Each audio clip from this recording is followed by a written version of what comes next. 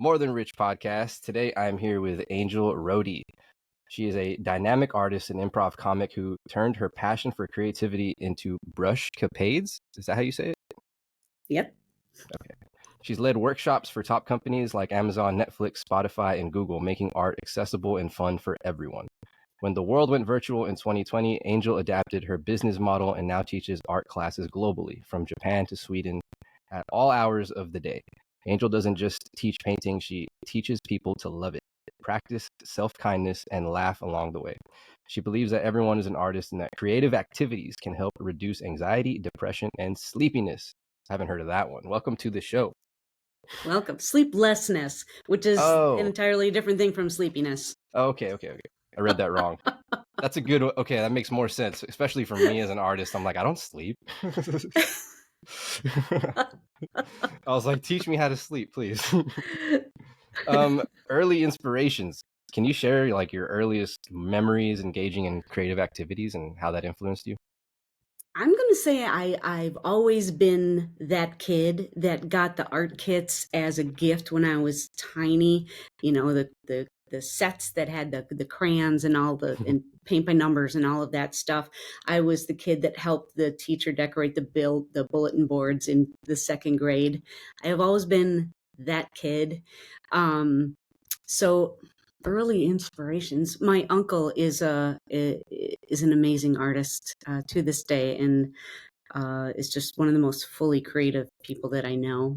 My dad painted a lot in his youth, but when he used to paint murals on people's walls in the 50s. And Wow. When he graduated high school, his dad said to him, "You can't be an artist. That's a woman's job." And so a part of me wanted to continue to do it because I know it meant a lot to him, and he didn't feel he had permission to do it. Was it actually a decent way to make a living back then? Well, a lot more was painted than you think. Like billboards on the side of the road were hand painted back then. Wow. A lot of stuff that we just take for granted and do on the computer now, graphics and stuff, was hand painted back in the day. Yeah. So, I mean, not to get too futuristic here, how does it feel having algorithms studying all of our art now? I find it curious. It's fine. It matters not to me. It doesn't affect what I do. So the Buddhist in me tries not to pay attention to stuff that doesn't. That's a good point. That kind of is like, they're not my competition. They don't compete in the sense. That's exactly a good point. That. Wow. Exactly that. Yeah. How do your family influence and your interest in art and comedy? Like, how did that influence you? My entire family laughs entirely too loud, and humor is not only something that we do on a positive day, but it's also a defense mechanism on a bad day. So humor has just always been a thing for me and my family. I never thought of that. Mm-hmm.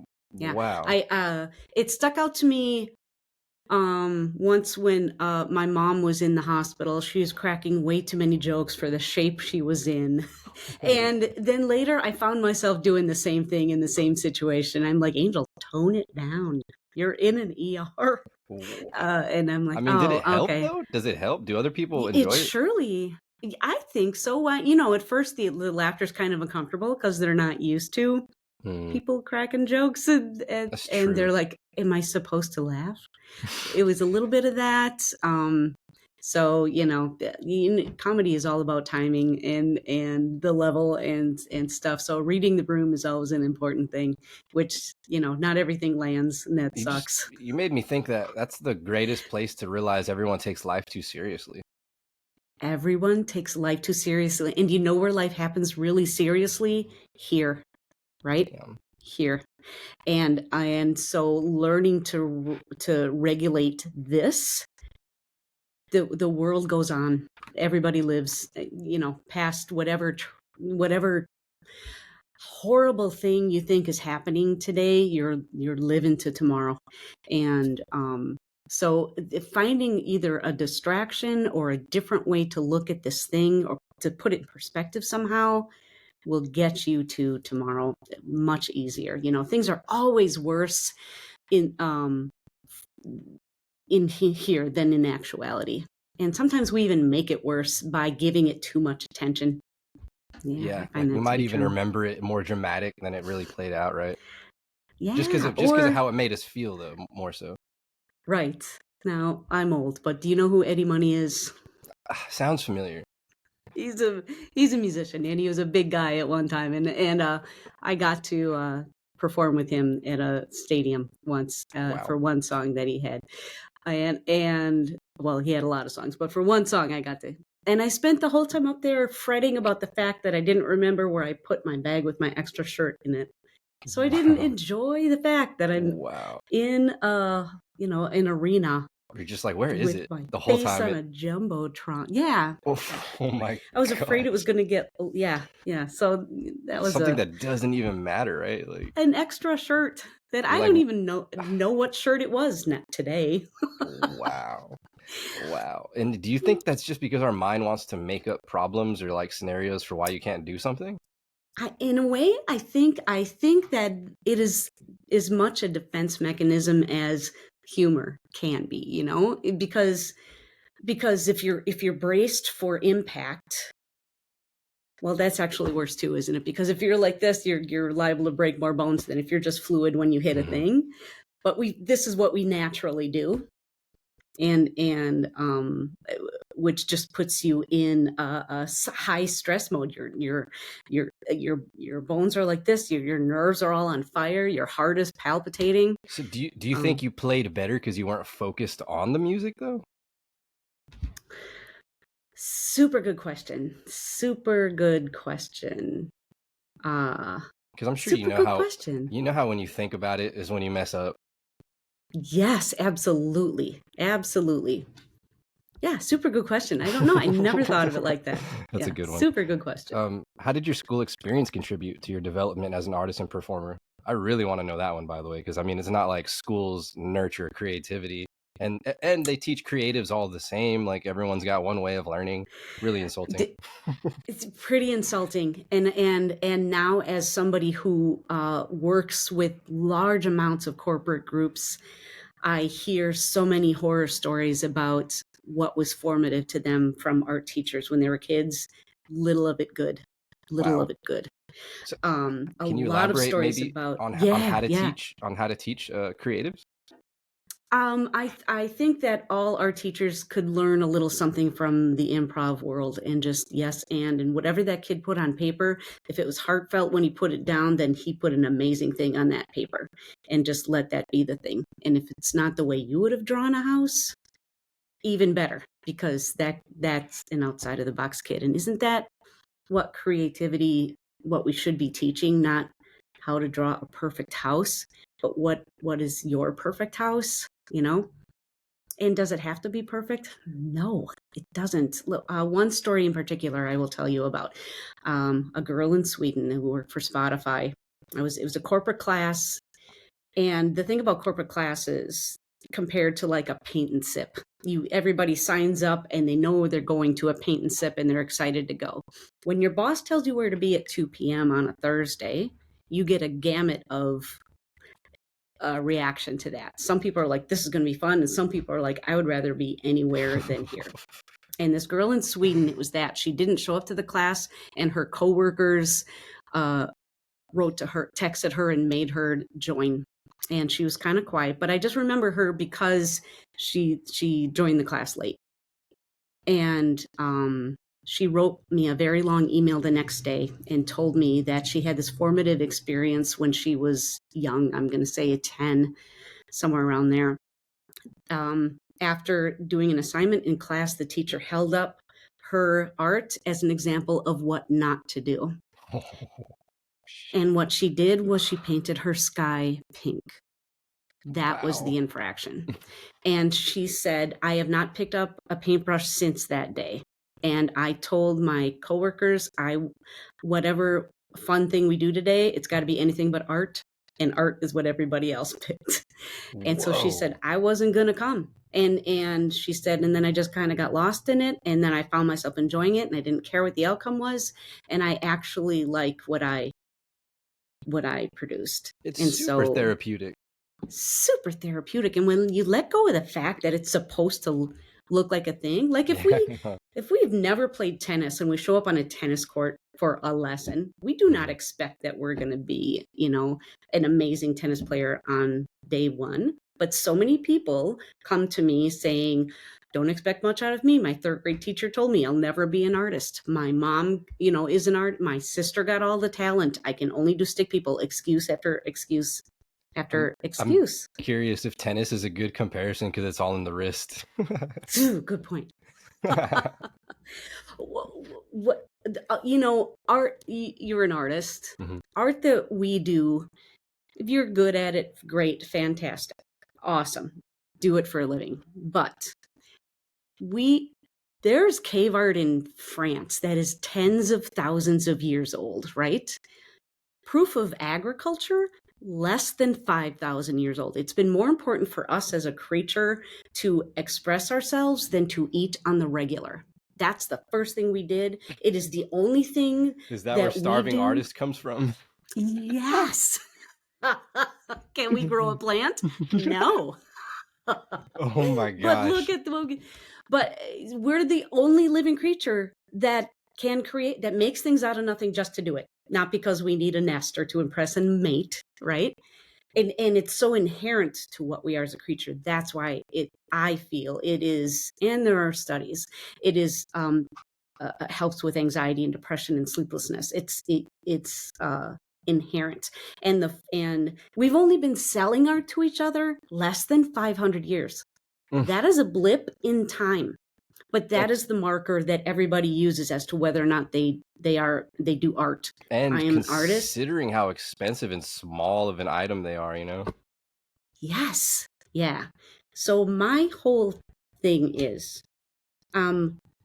professional artists get paid to do a thing.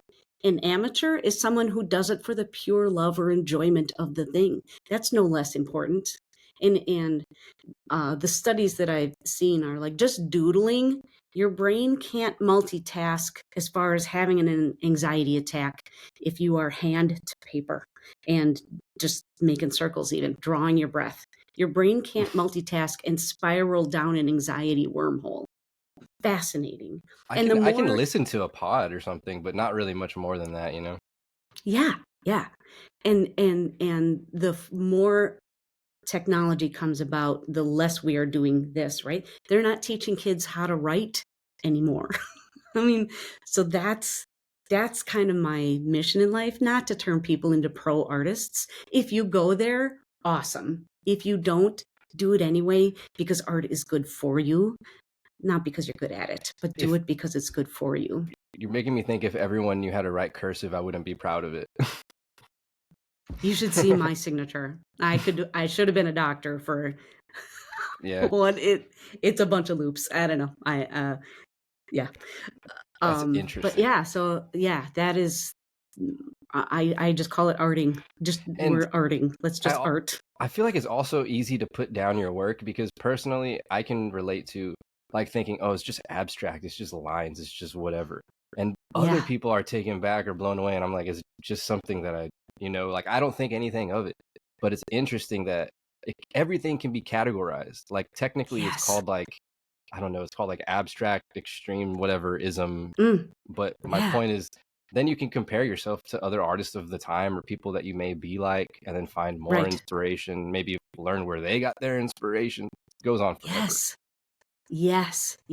I can't do abstract. I feel it is such a direct connection to what's going on inside of you. And I'll be honest with you, Joe, I'm not that well connected.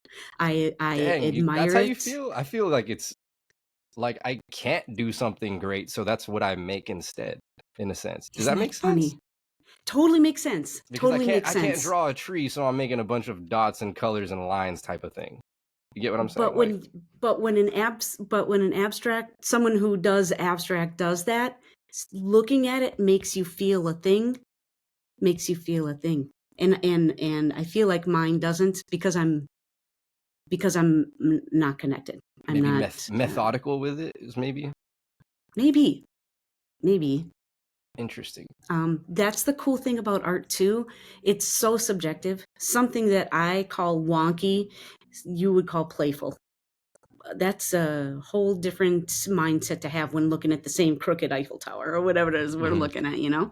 And a direct representation of a thing, people have really strong opinions about. It's like, well, I could just take a photo, that's worthless.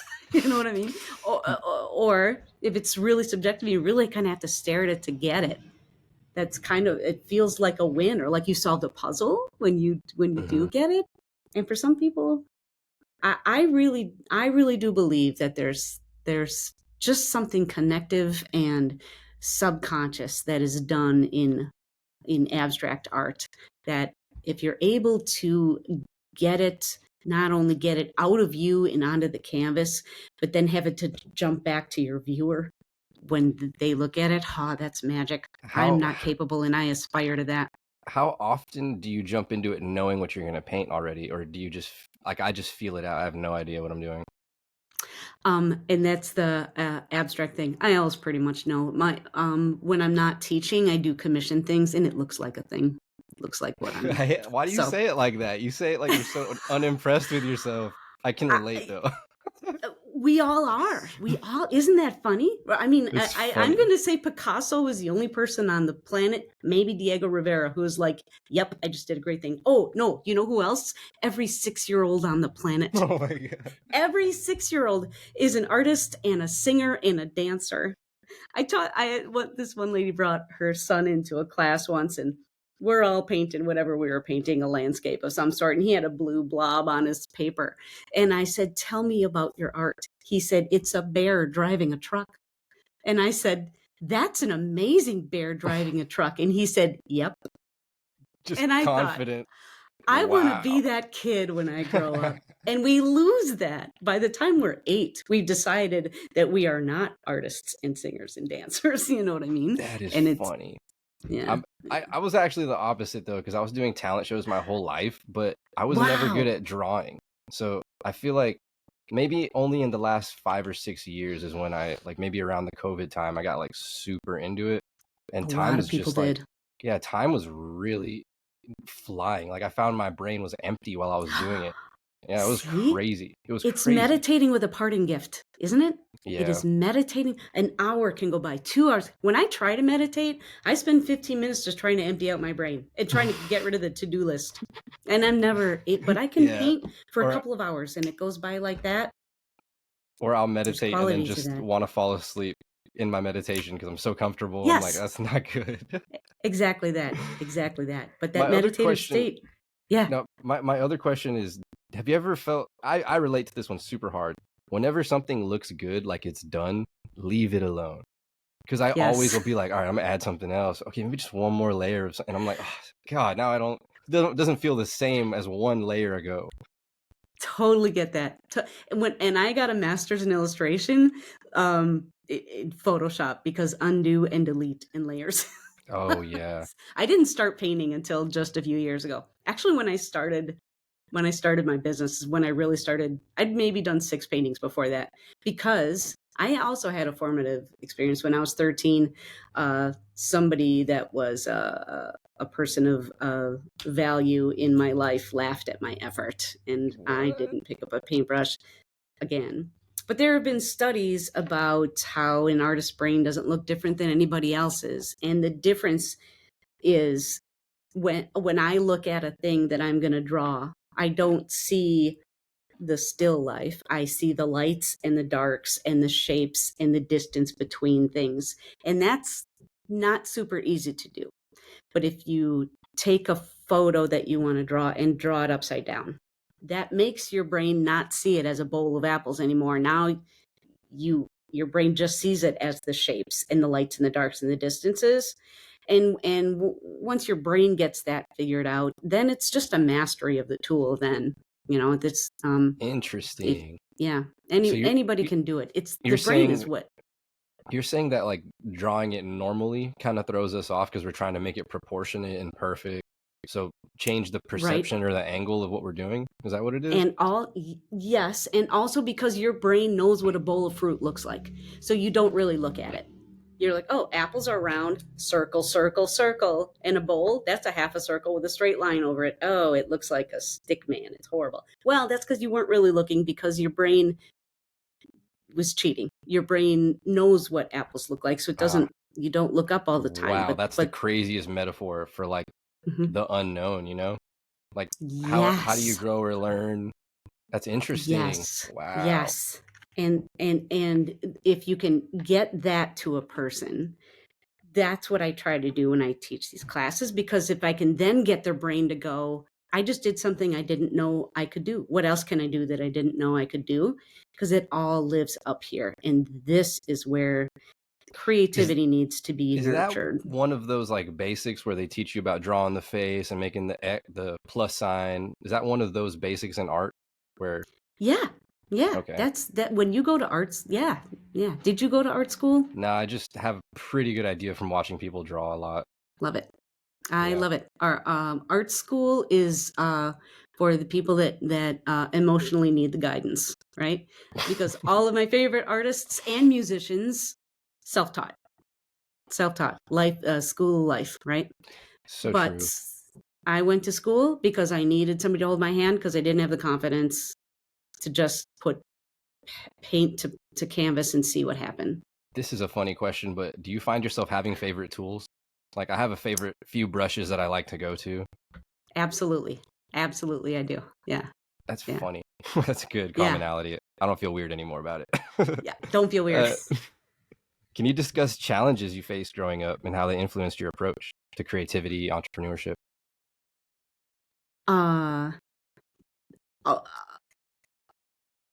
Let's see. Well, the one challenge I told you about was an authoritarian figure. Well, my stepfather was a professional artist and was one of those guys that painted billboards that I told you about. And my mom really wanted us to bond. And so she asked him to teach me how to paint a thing. And he was the one who laughed at my efforts. And so that kept me from doing brave things artistically, unless, like I said, that's where school was. It doesn't take much, does it? It doesn't take much.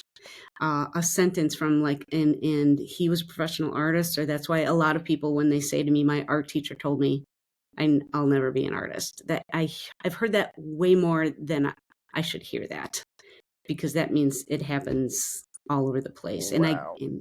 And I get that teachers need to grade and have something quantitative to grade people on.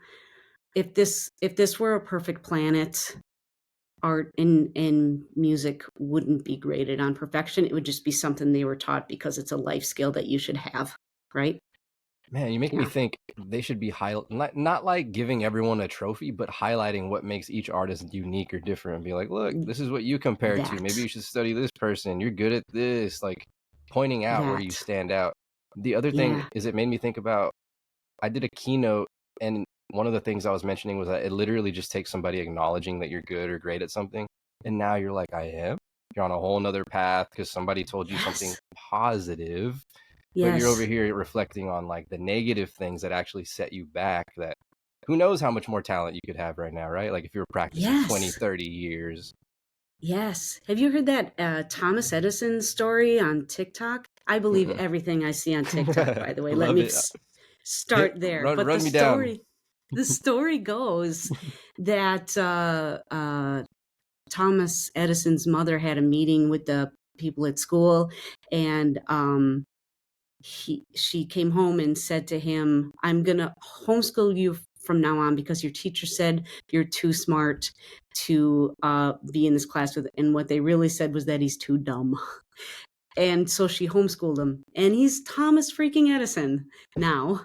But had that message gotten in his head at that moment, we might still be living by candlelight. Who knows? So was he actually not that dumb? Like, or was that just like the standard of the time? There are a lot of stories about John Lennon and all kinds of people who just didn't fit in. Do you know who Leo Buscaglia is? I'm going to make you write this down later. You don't have to write down his name. But he tells this great parable. He taught a class at USC in the 70s called Love 101. And it was a super popular class. And he's an amazing speaker.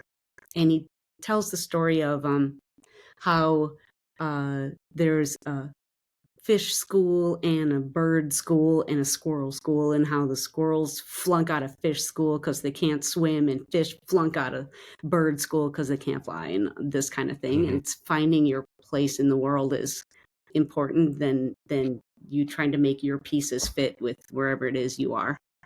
And I just think that is so true and profound. Yeah, actually, immediately I went into the artists that perform in front of the wrong crowds. Imagine you're a fish performing for birds. You're like, yes, they're like not impressed. Yes. They're like, I don't even know what you are. Don't get it. I don't get it. Yep. Exactly. You're not funny. Wow. Yeah, comedy's another good one though. That's a great example of humor, right? Everyone's got different humor. Yes. And nobody really thinks of humor as art. No. And it is in arts. Yeah. The art is the timing and you gotta, vulnerability has to be in there, because otherwise you're just making fun of people. There's nothing funny about that. Nothing funny about that. It's just weird to think like there are modern philosophers though. It is. It is. Yeah. Because I guess you go back in time, they wouldn't have been so crass. You would have a lot more like, you'd be very restricted on what you could say. It's interesting to see where humanity is going, isn't it? For sure. Coming into human nature and patterns, how do you think human nature influences our response to new forms of artistic expression like digital art? That's a big question. That's a really big question. I don't know if I have a good how it influences our response. Influences our response. Or what some recurring patterns are in human creativity that you've observed.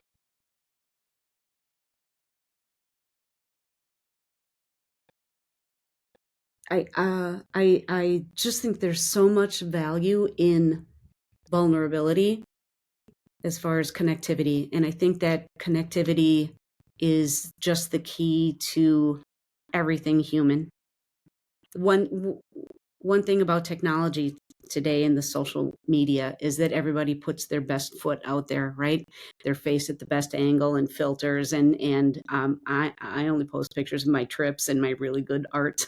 You know what I mean? And so there's the highlight reel, and there's no vulnerability in that, and there's no connectivity with that. And I think socials have the ability to have connectivity, but I think vulnerability has to be a piece of that, so that people can be like, I follow that person because I love their story. I'm glad you said that, because you made me think I'm doing things right, actually, because I'm like, yeah, you're right. I didn't realize that I'm doing what other people aren't doing. Yes, that is huge. It is huge. Point. Yeah, because people just want to know who you are beyond beyond posting photos, or like, what is your actual story? Yes. I can't scroll as fast as the young people can, but I'm like, you know what I mean? So true. Good picture, bad picture, good art, bad art. I'm like a second, maybe a full second on each thing. See, and that's what's crazy too, is you have to tailor your content knowing that you get a second to make an impression. Like, hold on, don't scroll. Yes. Yeah, that's true. Yeah, it just makes me think how artists are vying for attention and how hard it is now. Yeah. Yeah. I've got a friend who she's super sarcastic and funny and crass and so talented, and she's an abstract artist like you, and she started making videos where she's dancing while she's painting, because I don't know why. I'm like, you don't dance. Why are you dancing? Don't dance. The art comes out better. Yeah, I think she admires this stuff, and that's why she's doing it. But again, there's no, I don't want to say vulnerability, but it's not genuine. It's not genuine. I get you. That's a good way to put it. Do you find, or have you ever known artists to be too ambitious? Because I can relate to like thinking I'm doing way too much. No, I don't think there is such a thing as too ambitious, too much ambition. No, those words don't belong in the same sentence, Joe. Wow. Yeah, no. If it gives your heart joy to do more and more and more, then do more and more and more. And if it gives your heart joy to really just soak life in and do one thing, in rare spaces of time, then do that. Because there's no one right way to do it. I find myself just developing like ridiculous concepts that I know are going to take way too long, but I just like creating new things all the time, and I hate it because I don't finish the last one, I hear you. I hear that a lot about myself. And so in those instances, it's good to remind yourself to prioritize. I have a friend who, the whole parable about the jar with the big rocks in it and then the medium-sized rocks and then the tiny little pebbles. Make those lists for yourself so that you're not, I told my daughter that I would love to have that look like fun on my tombstone, because everything I do is fun. I love everything that I do, but it would look too much like whatever was fun killed me. So that can't be on my tombstone. The paint was poisonous. That is a good one, though. It's funny. In what ways do you think human nature affects our engagement with different forms of art? Human nature. You've got all the big questions, Joe. I try to find the patterns and commonalities. That's why. So good. So good. One thing I know is how, and I don't fully understand it, but all art is so personal, right? The thing I made is so personal for me, and how you interpret what I just did is so personal. Everything is subjective to each human. It's not like the Mona Lisa is universally loved. No, there are a lot of people who think it's an overhyped piece of work. And so I guess that's all I really know. And that's why I think art is so important. And we don't even quite understand how important it is to both appreciate it and to do it. And that doesn't mean I think everybody should have an Etsy shop. If you want one, great. But that's not the reason to do the thing, right? It's not the reason to. I mean, I didn't even think of how personal it was until you said it, because I was like, that's probably why I have a hard time pricing them. I can't sell them. I just gift to them, Same. And they're babies, right? It's even harder when I love the image and I'm like, oh, it's my favorite. Like I have to really love you mutually to want to give you what I associate that feeling with, right? Yes. Yeah. That is a hard thing about being a commercial artist, because sometimes I never connect to the thing and then I am not happy with it and I'm not happy doing it. And sometimes I've connected so much, it's like, wouldn't you rather just have a picture of it than the thing you paid me to do? Because I think maybe I need to keep this, because it is a piece of us. It is our soul on display. And I really believe that. Yeah. Yeah, I'm trying to think of any art. Well, you know what? Let's go into your inspirations and influences for famous artists that you like, and personality-wise, why you were drawn to them. Personality-wise, and they're two different people. And I really love Alice Neal. And she really just, for the most part, painted people that would come into her living room and they'd sit in a chair. And she painted just about everybody sitting in the same chair. But it was her life. Yeah, it was her life. And her stuff is beautiful and colorful and a little bit impressionistic and beautiful. I love Frida Kahlo because she was such a badass. She was hired to paint a woman who had fallen out of good graces in society because she was divorced by her husband back in the 1920s. And this lady threw a big, she asked people to help her financially, and her old friends wouldn't. So she threw a big party and everybody came, and during the party, she threw herself out the window of a high rise in New York. And then Whoa. afterwards, all her old friends who wouldn't help her but came to this party asked Frida Kahlo to paint a portrait of this woman. So Frida painted a big building with a tiny little lady halfway down. I'm like, that's badass. Wow. Like That falling is, in it? Is that what it was? yeah, she's upside down and she's... Wow. There's your friend. Damn. That's Well, I pretty mean, badass. how do you, okay. I was like, are you insulted? Would you think that's pretty cool if that was your life, you know? I think that the lady in the painting would have appreciated it, because you had no help for me until I got to this point, and now you want a picture of me. This is the picture you get. This will be your last vision of me, right? Wow.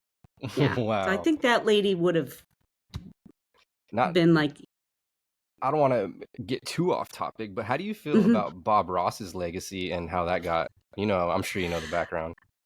I do. Are you kidding? I've got Bob Ross. When people gift me The things, bobblehead. I've got so much Bob Ross around here. And that's fine, because I'm kind of a Bob Ross human. I don't have a wig. I don't even have a smock, but I've got all the books. I've got a Bob Ross toaster that makes his face as if it's Jesus on the toast, only it's Bob Ross's head. Yeah.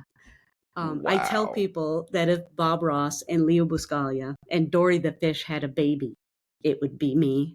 So I'm fine with the Bob. I think that he was hardworking and cool, and he messed with people in that his paint was specially formulated to do what he did in a half hour's time, right? Usually you can't do an oil painting in a half hour because you got to wait for stuff to dry. So he had specially formulated paint. So you had to buy Bob Ross's paint to be able to paint like Bob Ross, because acrylics dry too fast, oils dry too slow. It's a thing. Whoa. So yeah. Is that still being made money on to this day? Yeah. Whoa. Yeah. The people who take the Bob Ross classes know of the Bob Ross paint. I always thought there's still a school in Florida that teaches people how to teach the Bob Ross way, or Bob Ross. I kind of thought it would be just a funny thing to do for me to go. But I mean, be also Bob Ross certified. But isn't that how you know you made it though? When they got classes teaching your art? Isn't that crazy? It was he had very astute business partners. He was a product, and I'm sure he was okay with that, because he was not unhappy and he was doing what he loved for a living. So I won't vilify his partners. They were just smart and continue to be so today. What about if we go? No, go ahead. Finish your thought. Oh no, I was just gonna say he makes people feel good. Why, What about because you were talking about his type of paint? Is it really that much different? Like if we're going back hundreds of years ago too? Like if we compare Bob Ross's paint? Super good question, because until kind of recently in the history of time, everybody made their own paint, right? You bought powdered pigments, and you either mixed it with egg white, and that's tempera paint, or you mix it with oil, and that's oil paint, or acrylic is mixed with some kind of plastic base. I don't think you can make acrylic paint at home. I don't think. I'll let you buy just the plain mold medium, I guess, and add the powdered pigment to that. So super good question, because everybody's just made paint the way they like their paint. Super good question. Damn, but today there are less than a handful of paint manufacturers in the world. The biggest one being Sunday Arts in not Chicago, China. That's a whole different place. In China. And they make most of the brands of the paint in the world. There's also a small company in Germany. Probably some other boutique-y kind of places, but most of the paint comes from one place. So the difference is they do mix different quantities of pigment versus the oil, or versus whatever the base is, to make a cheaper paint or a more expensive paint. Yeah, the cheaper paint's usually very watery. Yes, you could. Yeah, it's all very transparent. That's hilarious. Yeah. Artist problems. Artist problems. Okay, let's go to creativity and self-improvement. How does engaging in creative activities contribute to a long-term mental health and well-being? This is my life's work, I feel, is this question right here. Because the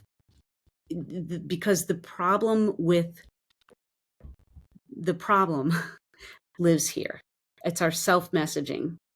And our self-messaging works the same whether we're talking about the painting we just did, or am I a good person or not? Or Wow.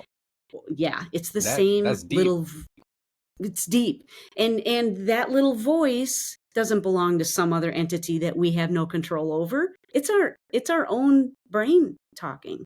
And art is, this little painting I just did is such a tangible way to learn to change that messaging around, right? Like is this a crap painting, or did I really learn something about painting clouds today that I can take to my next painting tomorrow? And and I love how I made the greens in here, and I love how I did this. Teaches your brain how to look for the things you love, or the positive things in every other aspect of your life. Like I said, if I did this thing, I didn't know I could do it. What else can I do that I didn't know I could do? And another thing I tell people, because when I'm working with a group, usually about 20 minutes is when I start seeing the look of panic on their eyes because their painting doesn't look like my painting. And I say to them, take a picture of it with your phone. That'll give you emotional distance from your art, the same as 2 feet will. Because if today you're thinking, I'll bet my painting will look pretty good 60 feet away from me, tomorrow it's going to be 40 feet. Isn't that the case? And then the next day it'll be 20 feet. But in the moment is when we're really, really beating ourselves up for it. So just learning to have a kinder voice for this tiny little tangible thing that is a painting. Because if we just to say today decided I'm going to be nicer to myself, that's like saying I'm starting today, I'm just going to speak Spanish. You have to teach yourself how to, someone has to teach you how to, you have to learn it somewhere. Self-language is the same thing. You got to learn it somewhere. So just learning to have your brain look for the kinder voice for yourself, or look for the kinder voice for things around you. It's just, that is a super, super important tool, because so many people spend their entire lives wishing they were more perfect at every little thing they do. Perfection is not even the end, having an end goal, like I'm going to paint the perfect painting. Stuff happens the next day. I mean, don't aim for a perfect painting. Enjoy painting. Enjoy painting. That is a big life lesson. Because everything is about the journey. Yeah, and yeah, that's funny, because even one of my good friends, Julian, he was a podcaster, was basically saying like he didn't know if it was going to be worth it. And I'm thinking, if you're enjoying what you're doing right now, you already made it. Like Absolutely true. Yeah, if you can just like not think so far, and you think that's what we're doing in the moment of painting as well. Like we're trying to see the end of it, and it's like, dude, you haven't even done the first layer. Chill out. Exactly. Yeah. Interesting. Yeah, that comes back to thinking about it, right? Once you start to think about it instead of just doing it, stop thinking. Yes. Very interesting. Yeah. Quieting the mind more so than talking to yourself, feels like. Yes. Here's another one. I'm sure you can relate to artists want to work independently. They want to work alone. How much do you think collaborating would actually help these introverts?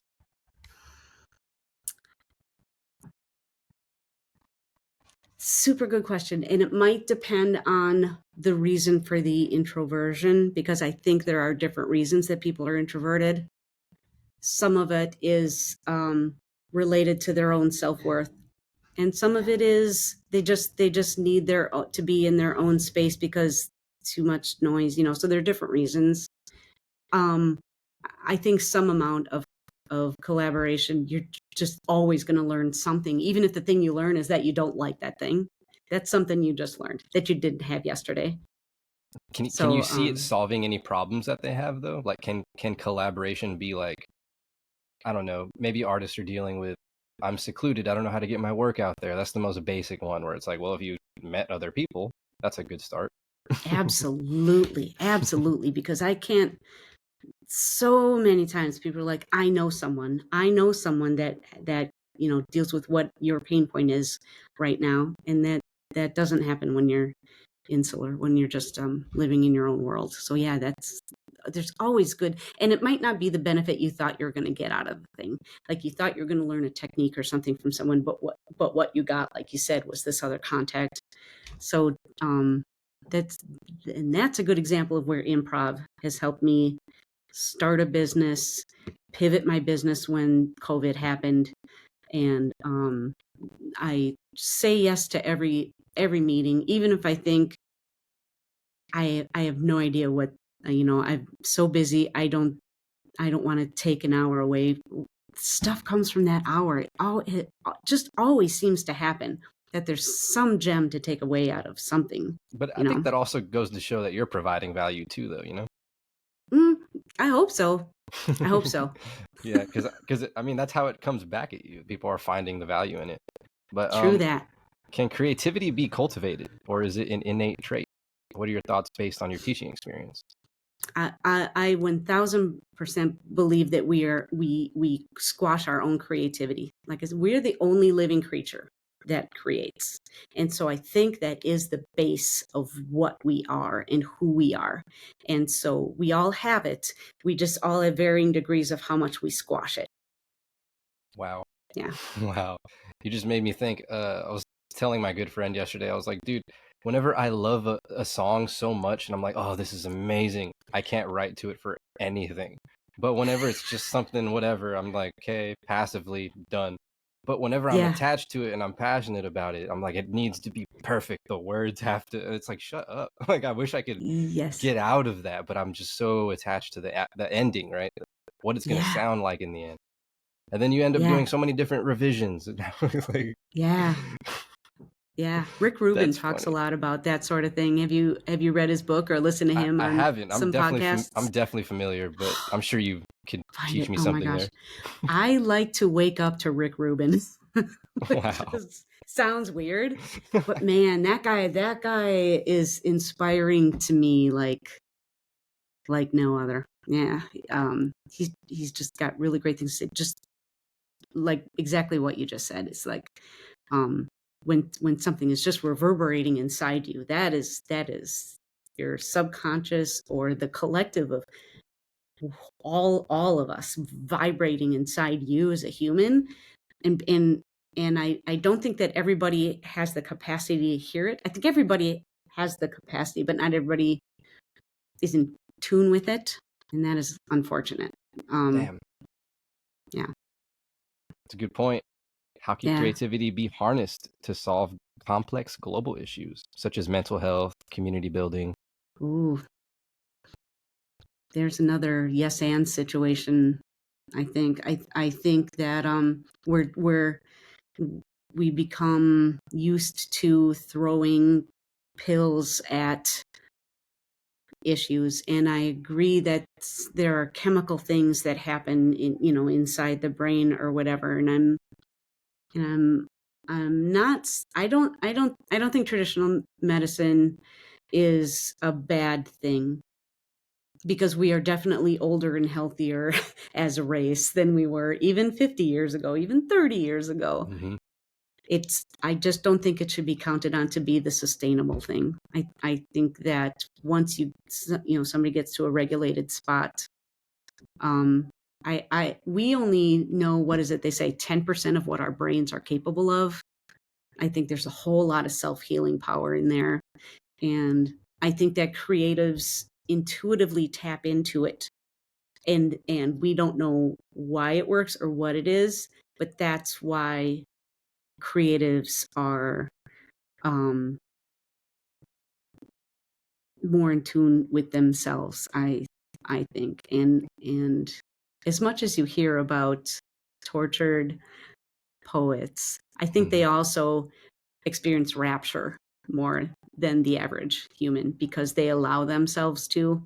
And I think this is an important pattern. I think this is a safe pattern. I'm not getting very hurt. I'm also not very happy. And the world is full of balance. You're not going to get here if you didn't start here, because promotion, right? And I'll take this because I know this is coming. Creatives innately allow that pattern to happen. Oh, my light just went out. Wow, that was weird. Creatives allow that to happen. Okay, lost my thought. It'll come back to me though. What are some common obstacles to your creativity, and how can they be overcome? Clients, budget. Wow. I'm a commercial artist, so I love it. Sometimes I just finished a project, which is something I have never done. I just was art director for a theater company. I have never done this. I volunteered to make their logo and then just got pulled into the depths of this thing. And man, I loved it. I loved working such a huge scale and doing these big things. But I allowed myself to get bogged with things that had nothing to do with the creativity. And so I didn't enjoy it as much as I wish that I had allowed myself to. I think because creativity is such an innate thing and needs a really good fertile ground to have things grow out of it. It's super important to take care of yourself and your brain to be in a spot. It's kind of funny that so much creativity comes out of pain. I know that it does. Mm-hmm. But again, there's still some kind of fertility there. It's not a closed off thing. And yeah. You made me think, do you wake up thinking today could be the day I make my next best piece of art? Because I love the fact that you can make something like that. You're just, this is my best. And you just don't know when you're going to make that. Yes. What a great happy place thought for first thing in the morning. Yeah, that's great. And that is exactly an example of what happened, to me during this thing. I woke up saying I have to instead of I get to. What a difference that word makes. I get to do this. I get to do this. What a difference that one word means compared to I have to do this, So true. Yeah, just show a little gratitude. Yeah. I feel it. How has your own creative process evolved over time, and what have you learned from it? More successful I get, the more projects are thrown at me and the more I'm kind of multitasking, which is not something I'm always good at doing. So learning how to multitask in the best way is someplace I would say that my life has evolved. and still getting things done. And still getting things done. I've learned to enjoy making a schedule. I work for myself, so I don't have to get up at a certain time. But when I was getting to a period where I was doing so much, but felt like I was not being productive. So when I gave myself a class schedule, and I didn't call it a work schedule, I loved school. I walked through the halls, almost kissing the walls. I love learning. I love the idea of school. And even though my life is not like school, I call it a class schedule, a school schedule. So this time to this time is creative writing. That's when I journal. That's when I work on my book. Yeah. I love it. Yeah. I schedule in recess. I schedule in, this is my this project class, and I'll work on that for an hour, whether it's some kind of planning or some kind of whatever. And I'll give myself 4 hours if it's going to be painting rather than a planning thing or whatever. That makes it fun for me. And I'm seeing the progress in everything then. So it's just like I don't want to dilute it to time management, but it's a way to make it more, what's the word? Digestible, because it can seem daunting, right?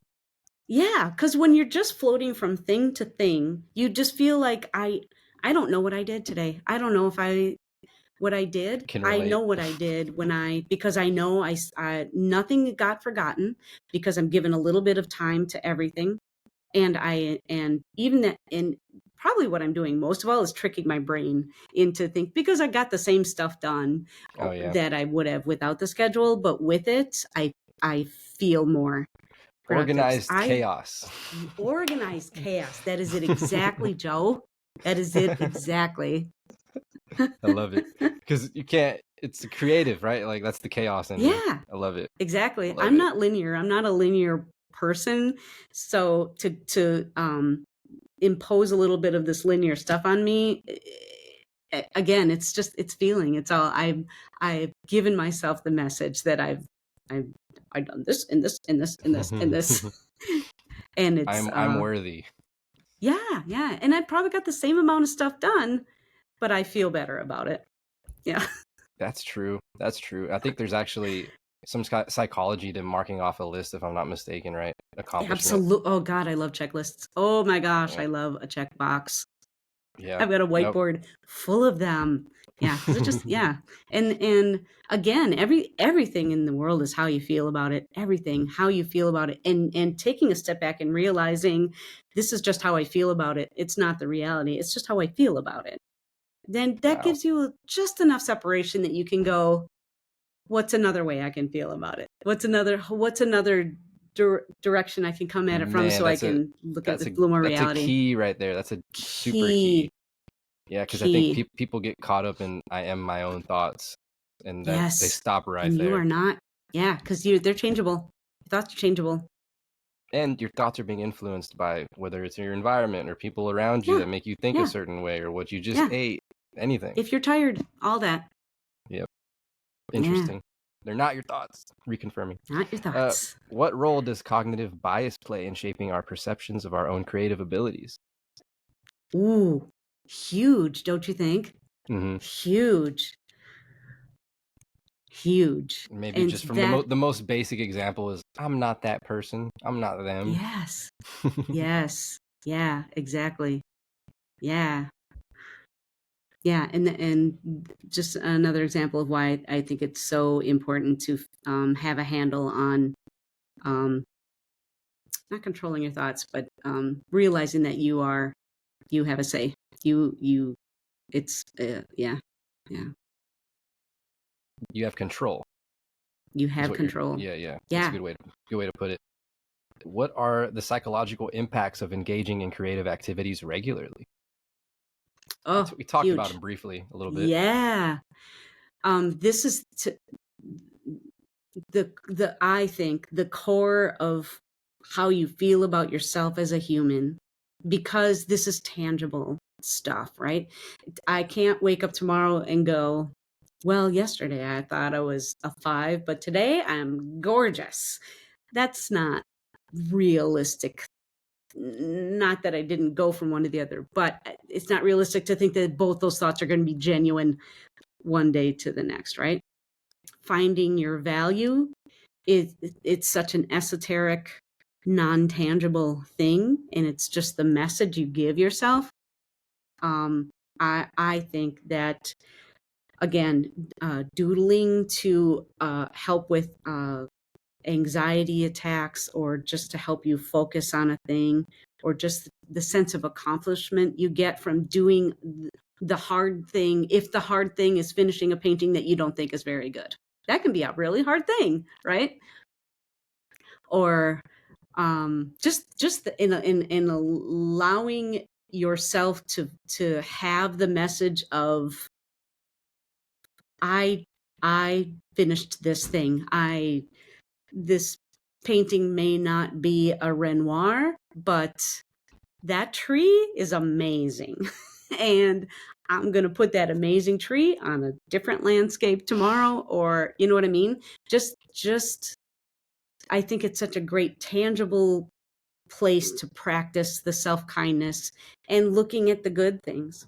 I'm working on a book called A's for Aneurysm, and it's a story about a little boy who's playing in a field, and he's slaying imaginary dragons with a little wooden sword, and a little cigarette smoking fairy jumps out of the woods, and he captures her, and she says to him, "Why are you wasting time killing imaginary dragons when there's so much wrong with your world. And then it turns into an alphabet book, and she just names A is for anthrax and AIDS, and B is for, and it's just all this stuff. Oh, wow. And at the end, he said, I see what you're doing. What about puppies and rainbows? And I see what you're trying to make me sad, but what you seek is what you find.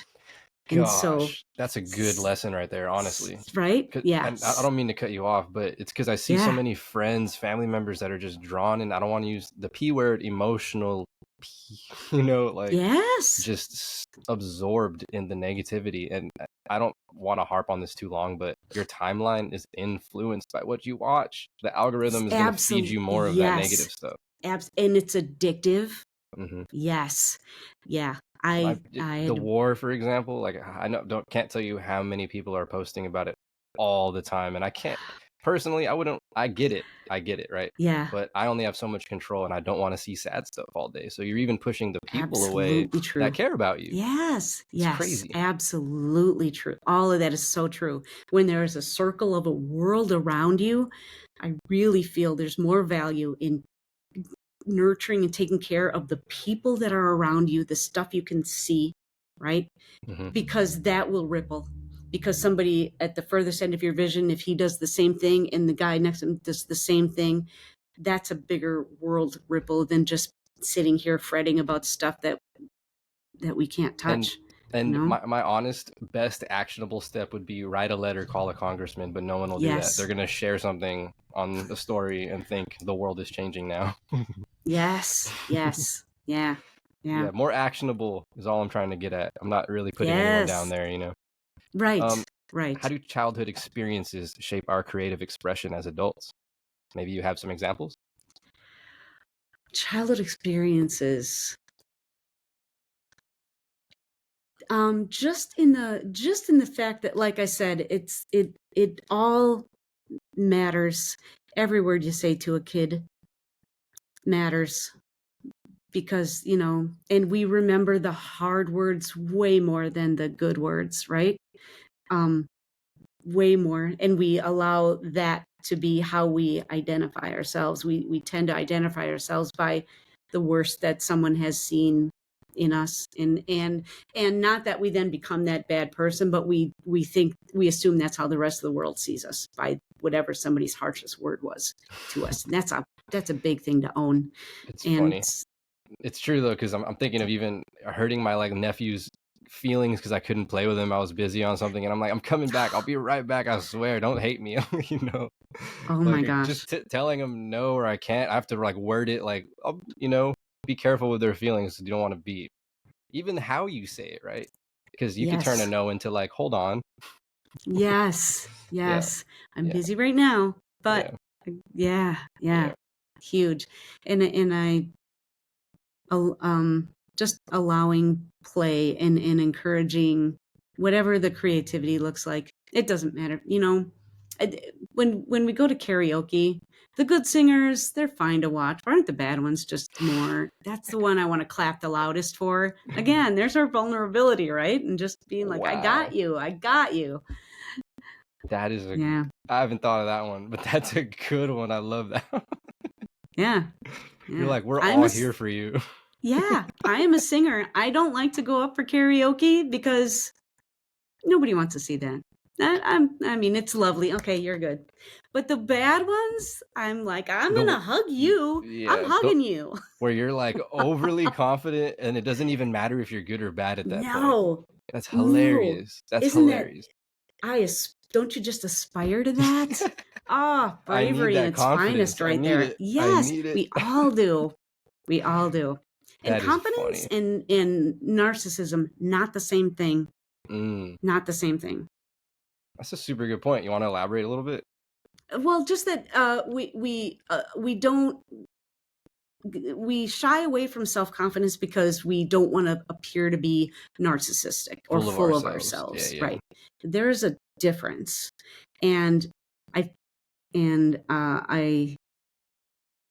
guess that's all I had to say about that. I'm just thinking of the difference maybe being how it's delivered, perhaps. I think the more confident you are, the less you have to tell people how good you are. You just be good. Just be good. And you stand taller. You know what I mean? It's kind of like that quote, when you have to remember something, or you don't have to remember something when you're telling the truth. That, yes. Yeah. Super perfect way to describe that. Like it. Moving on to self-improvement and personal growth. What are some key habits of highly creative people, according to your observations and experiences? Key habits of highly creative people. I think that they don't get very stuck in their ways, right? Like, their ears and eyes are open for opportunity. And if something makes your head swivel, like, you're doing what today? You crochet? I've never crocheted. I've never thought about crocheting, but give me a needle. That is a creative person, right? And what can I make with this? Sure, I can make a blanket. Can I make a monster? Let me try. That's a creative mindset, I think. I can relate that to AI, because I personally think that creatives are going to be like super empowered, because I can just ask questions all day. Give me different ideas. Okay, how about this? Yes. Yeah, so to me, it's like I can't run out of things to do. So it's ironic when people are like, I don't know what to ask. I'm like, I can't relate. Wish I had more time in the day. Wish I had more people that could talk with me. Like, I don't know. Same. Yeah, that's and that's kind of a yes and attitude, right? Like, what else and what else and what else? That's a really good question, instead of what's safe, what's safe, what's safe. What else? Wow. What else? Wow. Yeah, that's a good point. See, I don't even realize that I think like that, because I don't you think just do about it. it. Yeah. Yep. Mm-hmm. Wow. Mm-hmm. And Yeah, it's also one of those things where you don't know until somebody else tells you, like third yes. person observer from the outside, and you're like, I do what? Yeah. Exactly that. Yeah. How can mindfulness practices contribute to personal growth and self-improvement in creative fields? I think because they are kind of meditative, when the more your to-do list is taking up your brain, the less room there is for creative, alternative ways to do things or look at things the way you're doing. I try to doodle before I journal, because especially when I'm mulling over a thing, you can get so stuck in the language. Language is a very limiting thing. We have just the example of, we have one word in English for snow, and the word is snow. But Alaskans have like 29 words for snow. Like types because of snow? Types of snow, I'm going to guess it's the way it melts. I don't even know why. But there's just one example of the limitations of language, right? And we try to solve things with language and with sentences in our head. And I feel like meditating takes out the words, and then clarity. And so doodle for a while, then come back to your question, and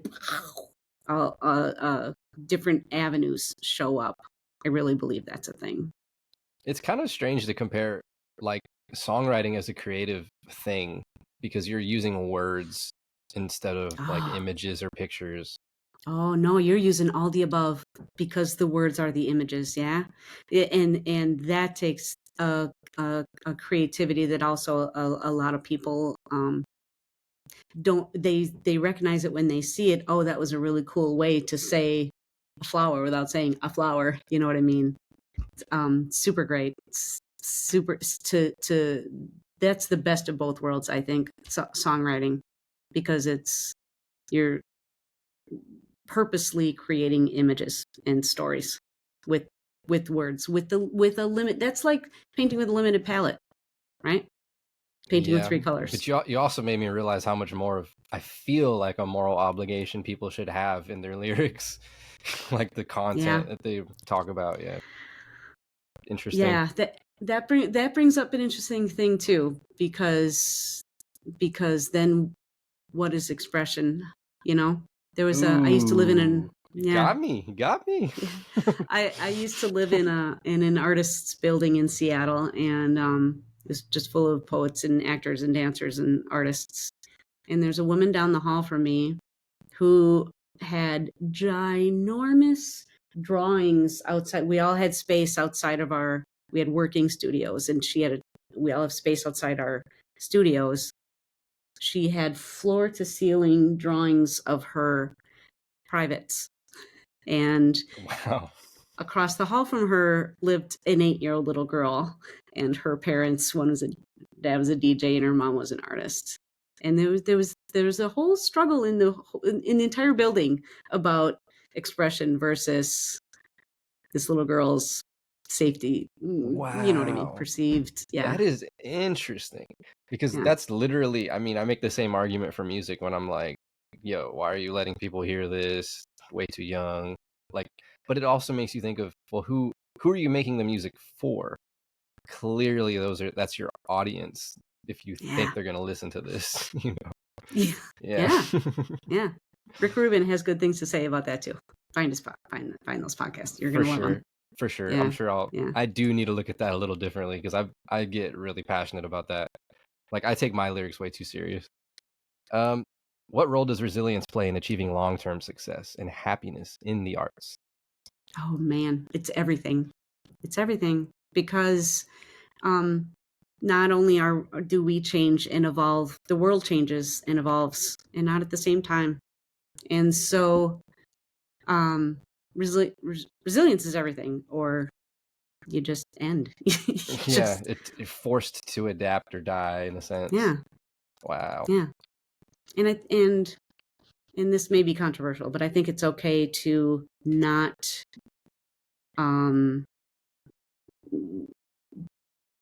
only do it if you're making a living doing it. But I think everybody's audience is out there. Your people are out there. Don't you agree? Yeah. Your tribe. The world's too big. The world is too big. And you can definitely find 100 people on this planet to care about you. Absolutely, you can. Yeah. How can setting realistic creative goals improve motivation and achievement? I think goal setting is super important, because without them, you're just shooting an arrow into the sky. And so having a goal is what is motivating, because direction, having achievable milestones. Don't think of it as this is the end goal. I don't think it's a good idea anyway, because it's too far away, and it's too many things can happen in between. And if you're on this path and all of a sudden this starts happening, you feel like I'm a failure because I'm not pointing at this thing 20 years out now anymore. Well, milestone by milestone, because you may think you want this, but this may be what you're supposed to be doing. You know what I mean? And you just made me think of how many artists, music, for example, get money and they think, I'm done. Like, I'm successful. I made it. And it's like, no, that's where the hard work begins. Like, exactly. You don't get success and you're done. Exactly. That's funny. Yeah. And I'm sure, can you relate that to art too, though, in a sense? Absolutely. Absolutely. Yeah. Is it the complacent aspect? Complacence or safety. Safety is big for humans. And to do something that was tried and true yesterday, for it to not be tried and true today, makes them double down on the thing that was safe yesterday. Talk about corporations and industry at work. Oh my gosh. Yeah. Oh, they don't like this AI? Yes. That is scary, though. That makes me think, like, we really need to care about, our rights being invaded even more so. Yeah. Yeah, true that. Jeez. Yeah. Strategies that can help individuals overcome creative blocks, increase productivity in their artistic endeavors. Strategies. I keep going back to doodling. You're probably right, though. Even if it's not anything to look at. It is the most base of art, right? It's just taking your pen and putting it on paper and doing a thing. There, I just doodled. And it's the base. And I think it is a connector to the base artist in us, the putting the pen to paper or stone to the cave wall or whatever, however it is they did it. I really do think, because you find shapes in that weird little doodle you just did, or you find, you know what I mean? Or and again, that it sends helps you on another idea. Yeah. And don't you agree that when you have a block, you start getting frustrated, and then the frustration is another block, and then that causes another block, and then that causes another block? So just do something. Just do something that wipes all that away. Eventually it comes back. Find something that is, you know what it is for me? Paint by numbers. I love I painted this. I can paint, but I love paint. I love paint by numbers, because if I'm feeling blocked, just putting the paint on where somebody tells me to put a yellow, freeze my brain. Less to think about. Yes, less to think about. Wow. This applies to when you're more restricted, you're forced to come up with more creative things. I think that's what the quote is. Yes. Yeah. Oh, that is so true. Yeah, that's true. That is interesting. When COVID hit, I was doing corporate events in Seattle, and when COVID hit, my business just shut down. And then I figured out how to get paint to people, and now that's why my clients are all over the planet, because something shut me down, right? And so I'm like, I can. You turned it into an opportunity. Yeah, I can die right now. My company can die right now, or I can figure out another thing. Yeah. And just talk about that a little bit. How much of your customer base is very personal or relationship based? Is that a thing? It turns into that. And I think that it's a little bit of, in a way, I've given them permission to do this thing they didn't think they could do. And kind of like we just talked about with higher education, gave me permission to paint where I didn't feel I had it on my own. Then you're coming off as more of a coach and a mentor, no? Not just selling paint. Yeah, absolutely. Absolutely what it is. Yeah. And that's important. Cool. The best thing on the planet for me is when I see people, when their eyes light up like, holy cow, oh my gosh, I can do this. And it's just a relationship with the tools, and it doesn't have to be what I would rather have somebody feel comfortable playing with paint when they leave me than leave with a great painting. And I still think there's a lesson here, though, on the customer to service aspect of people coming back to you. Anyone can go to Hobby Lobby, right? But you provided value as a person, so they want to support you. Yeah, that's true. Have you heard the term ikigai? Mm-mm. Ikigai is a Japanese word for the intersection of what you're good at, what you love to do, what the world needs, what you can get paid to do. That's how you make money, it sounds like. That's how you make money. And I am good at it, and the world needs it, and I can make money doing it. Win-win. Everybody's winning. I'm not fleecing anyone. People, they're leaving me feeling better than when they came. You know what I mean? Mm-hmm. Win-win-win. That's what to aim for in the world. Wow. Have you thought about making content for this kind of stuff? In terms of attracting clients and things? I think about it. Do I do it? No. Why, Joe? Because I'm not linear. and I know I should. My only advice, just the easiest one to start, I would do YouTube Shorts if I were you. Just put your thought in 1 minute, upload it, and you'd be surprised. I think you'd be surprised. I'm going to try it. And here's my vulnerability for you. I've got some kind of block there with videos. I have never made one video for YouTube that is how to paint a thing or how to do a thing. What? I feel like my value is like we are right now, the discussion, the interaction, and maybe it's because I come from the improv world, but the entertainment world. Mm-hmm. It was just me in front of a camera. I feel like I'm like this. I'm like, nobody wants to see that. Overthinking it. Exactly. That's exactly. Funny. That's funny. I think, once you see this come out and how these shorts are doing, you'll get it. I'll be the proof of concept for you. Please, Yeah, please. for sure. And then because then you just have to study what you're doing. You're like, well, what was the value in what I said? And then you can go to the drawing board, new ideas. Yeah. Yeah. Yeah.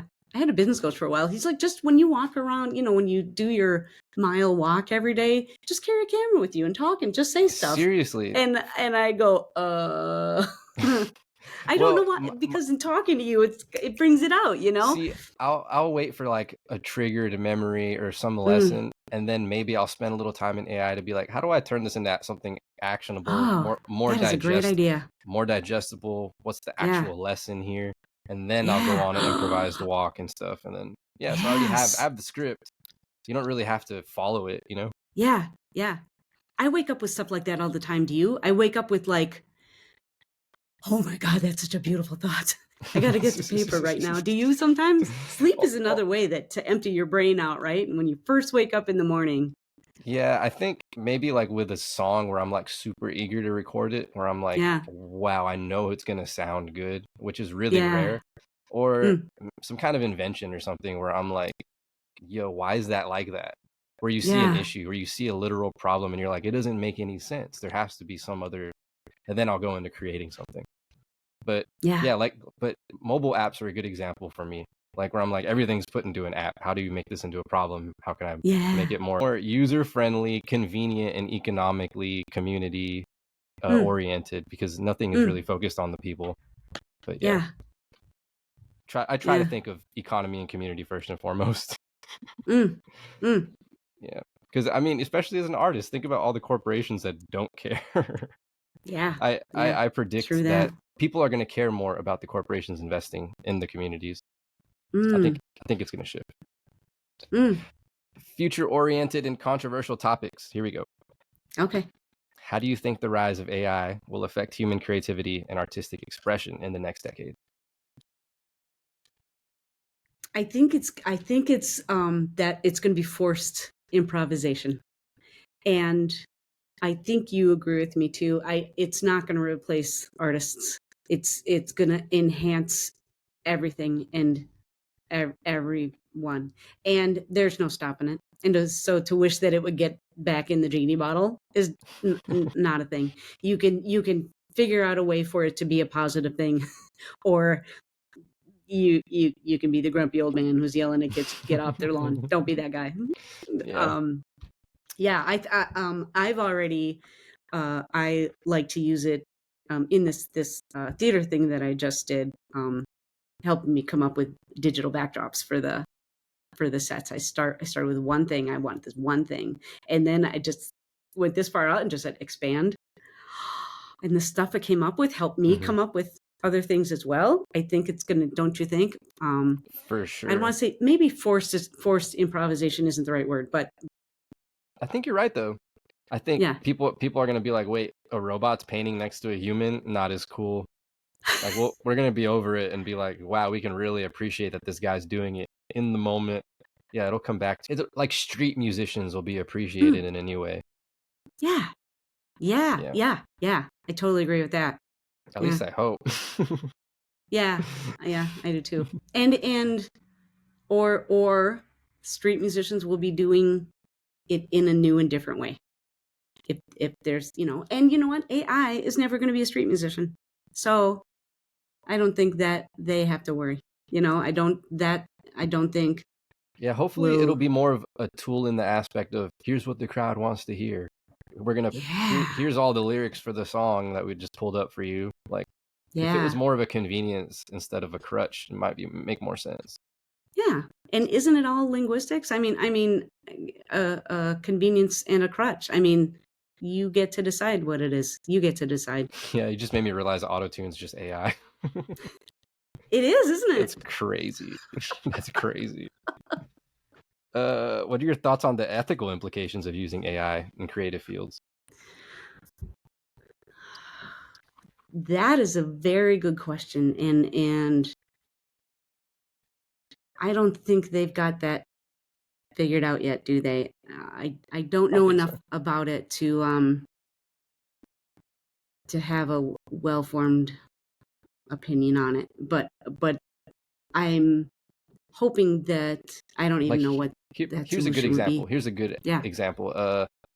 Adobe was like trying to get everyone to agree to their terms of service that they could use anything you've created to make their AI better. And that's anything you have or haven't released, just having access to your account to make their database improved. What are your thoughts on that one? Like, we're talking about having access to all images from artists. Yeah. Super good question. I don't think I will be popular with my response. But I mean, a lot of people are mad though. They are mad? Yeah. There's a big backlash right now. I mean, you can always say no, right? You can always say no, you can't use my stuff. But then you can't use their service or their products. Well, yeah. I guess that's kind of fair though. Damn. Don't you think? It's kind of fair. I mean, if I don't want them to use my stuff, then how would I feel good using somebody else's stuff? It's just like it's more like how would you feel about the industry standard being used against you though, you know?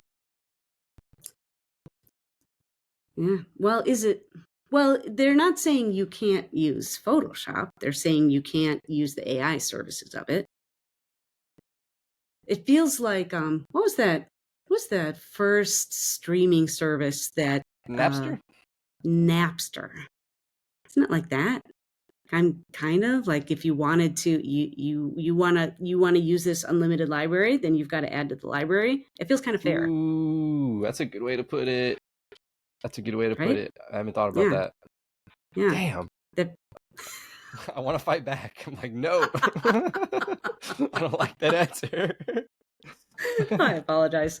But that it feels akin to that. And again, that's the message in my head. So what do I know? Not much. That's cool. I like it. I accept it. How does the increasing use of virtual and augmented reality shape our perception of art and human interaction? Like, do you think we appreciate it less? I don't think so. Because I appreciate new things, right? And I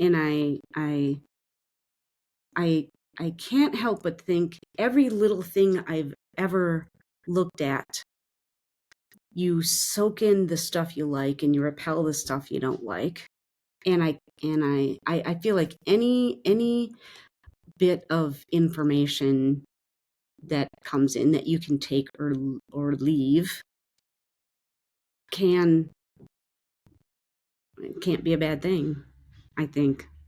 Does that make sense?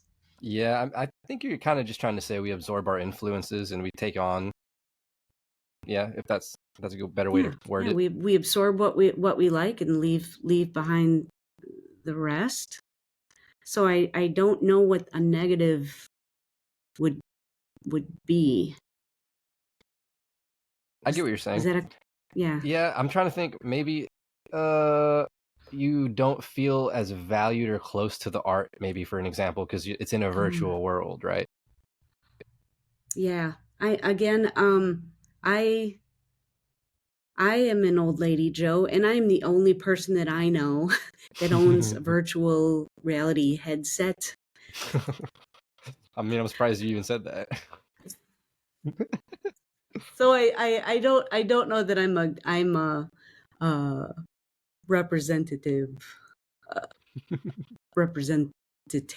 I don't think of the actual audience that uses it, I guess, right? That. Yeah. No, you're right. That's a good point. Yeah. Good point. And so you're just one opinion, is all you're saying. Yeah. I'm one opinion, and I don't know how valid it is. What am I saying? All of my opinions are valid. That's the confidence we talked about. Yes. What are the psychological effects of living in a constantly connected digital world on creativity?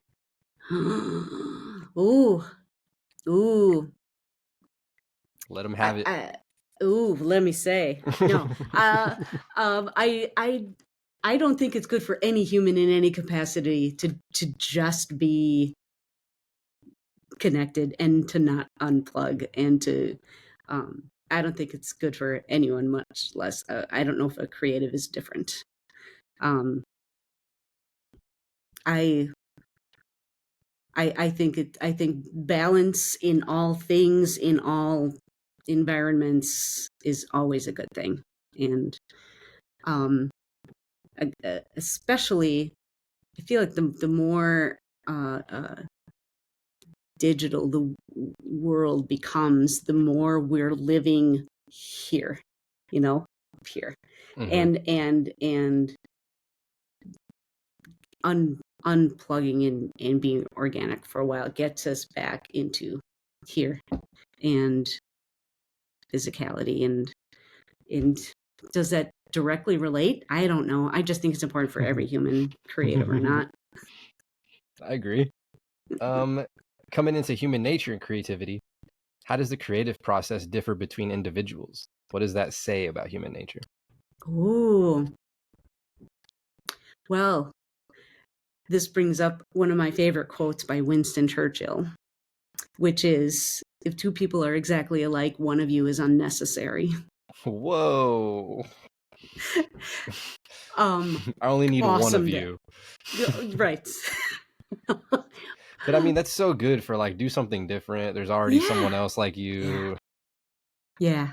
And it's interesting how people need for other people's processes to be either like theirs, or they need theirs to be like someone else's. That some people find that very necessary.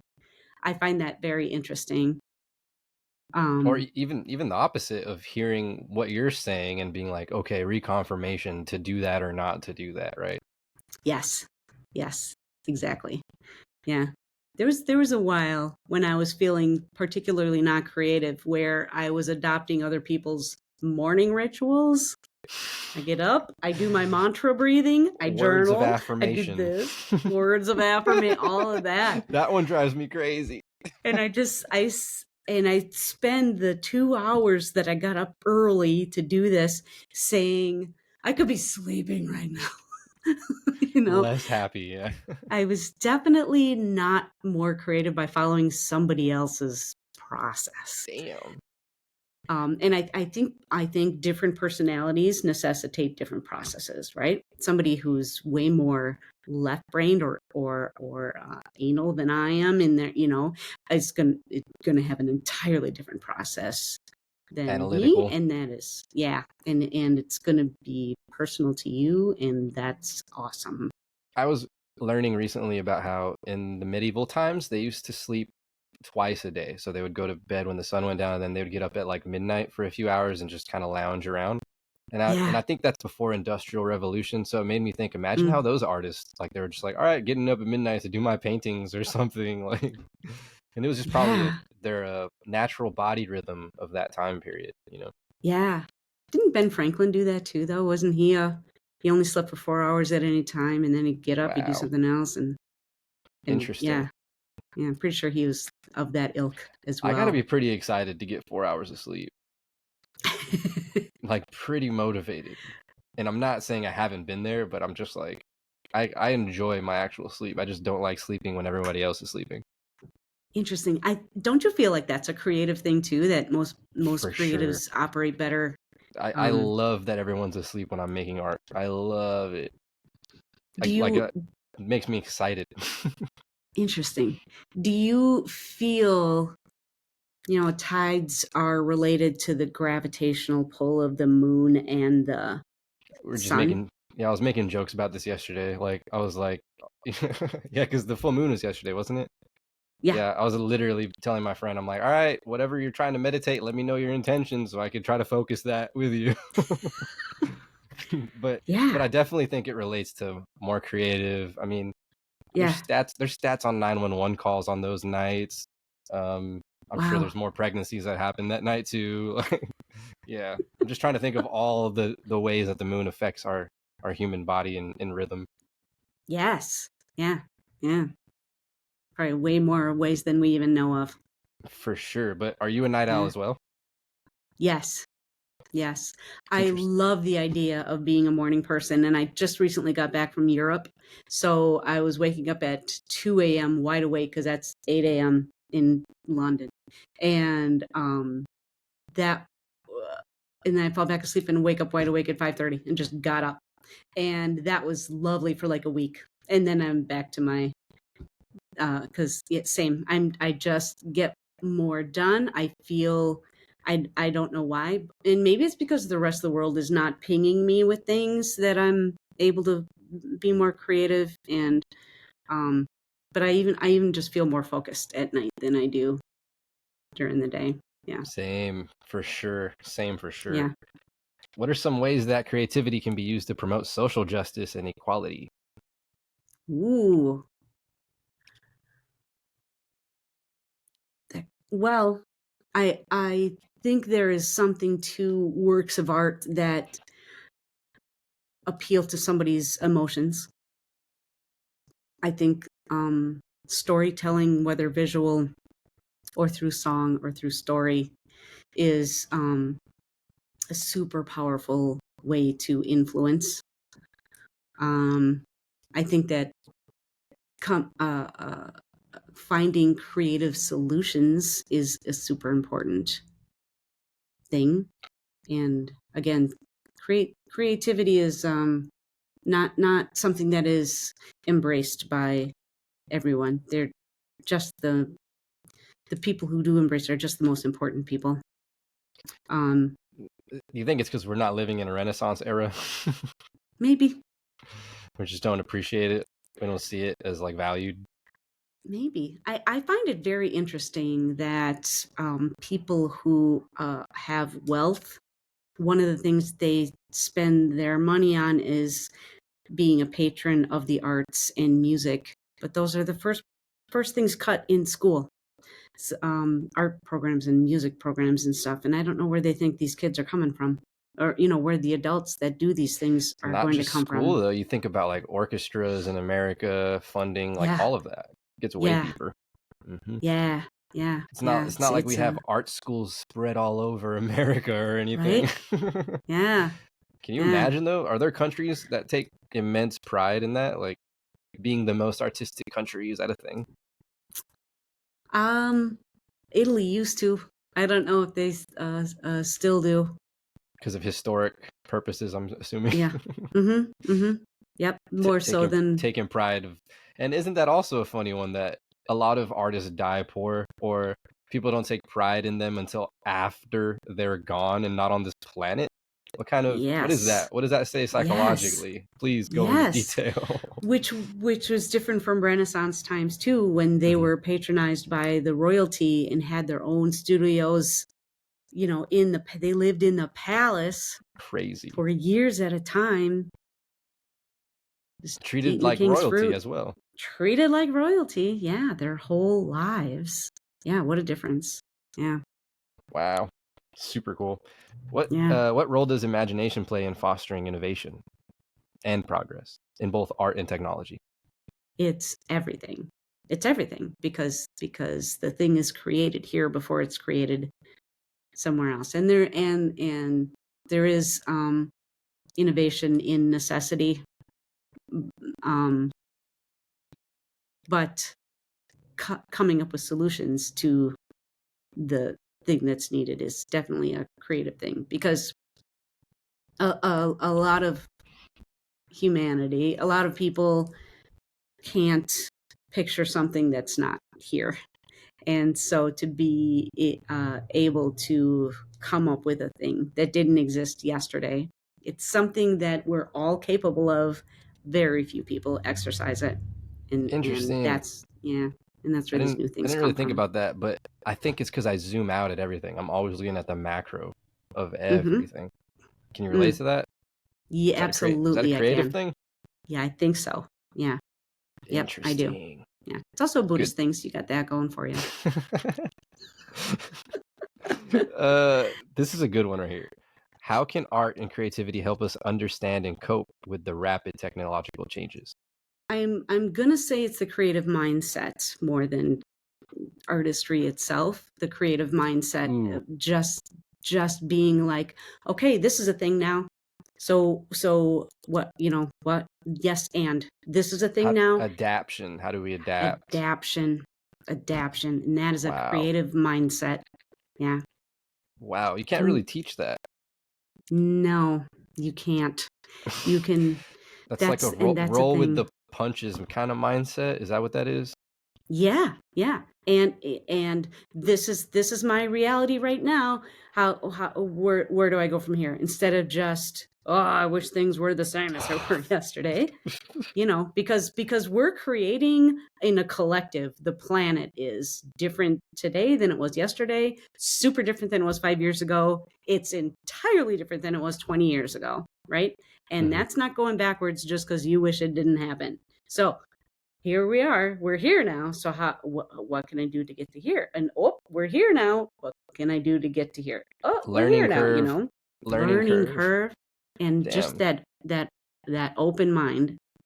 And I don't think it can be taught. I think it can be practiced and fostered a little bit, but that's a daunting thing to think about because we are so bent on teaching conformity and safety. Not word for word, but you do have some like relevant answers that apply to other industries that other guests have given me. So it's like really reassuring. Like you're not giving me anything that isn't like out of the ordinary. It's definitely aligned. Yeah, it's like aligns with what we're trying to get to the bottom of in all industries. Super cool. Nice. You ask amazing questions, Joe. We're almost there. We're almost done.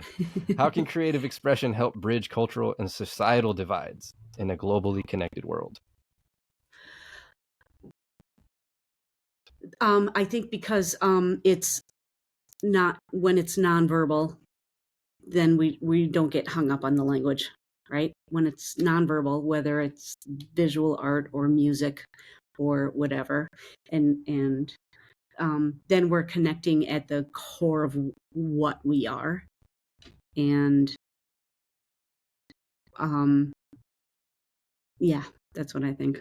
It made me think also, like, what could be done about, I don't know, countries that are at war, for example. I don't want to use that as the main one, but how could art be expressed to like spread messages or get something across in those scenarios? If there is, super good question. If there is a way to remember collective humanity, that is the thing. That is how do you put that in an thing. image is what you're saying, right? Yeah. Damn, those are the best artists. Yeah. And that's crazy because now you can just use AI and be like, give me an image that represents all these things, and you can go trace that. But people had to use their brain to see these things at one point. Yeah. My That is wild. uncle that I talked about earlier did a painting a long time ago, and he gave it to me. And in the painting, which he did in the 60s, he is with his girlfriend, who is his wife now, and they're both from behind, and one is dragging the other's lifeless body out at the edge of the woods, and you're seeing them walk away. So you're seeing them from the back. So because you're seeing them both from the back, you can't tell which is him and which is her, who's doing the dragging and who's on the ground. And you can't tell if they're dragging them into a situation or out of a situation. It's a powerful piece. It's a powerful piece. Wow. That is pretty cool. And so, we're all the same is the message there, right? And we're all just trying to figure stuff out, and we're all reacting also, how did that make you feel about him though? Like, because don't you think artists, whenever you see them in a certain light or they impress you to a certain level, like they're revered on it, in your mind you hold them to a whole nother pedestal. You're like, I can't do that. That's incredible. So you might like cliffhang on every word they say.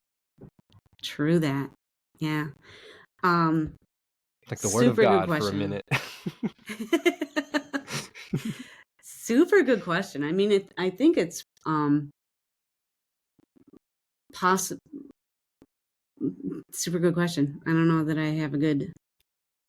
I guess a better way to word it would be like, did you feel any different about your own uncle? Like, did you see him differently when you're seeing him make masterpieces like that? I have always wow, it thought the world came of out of this this guy. brain.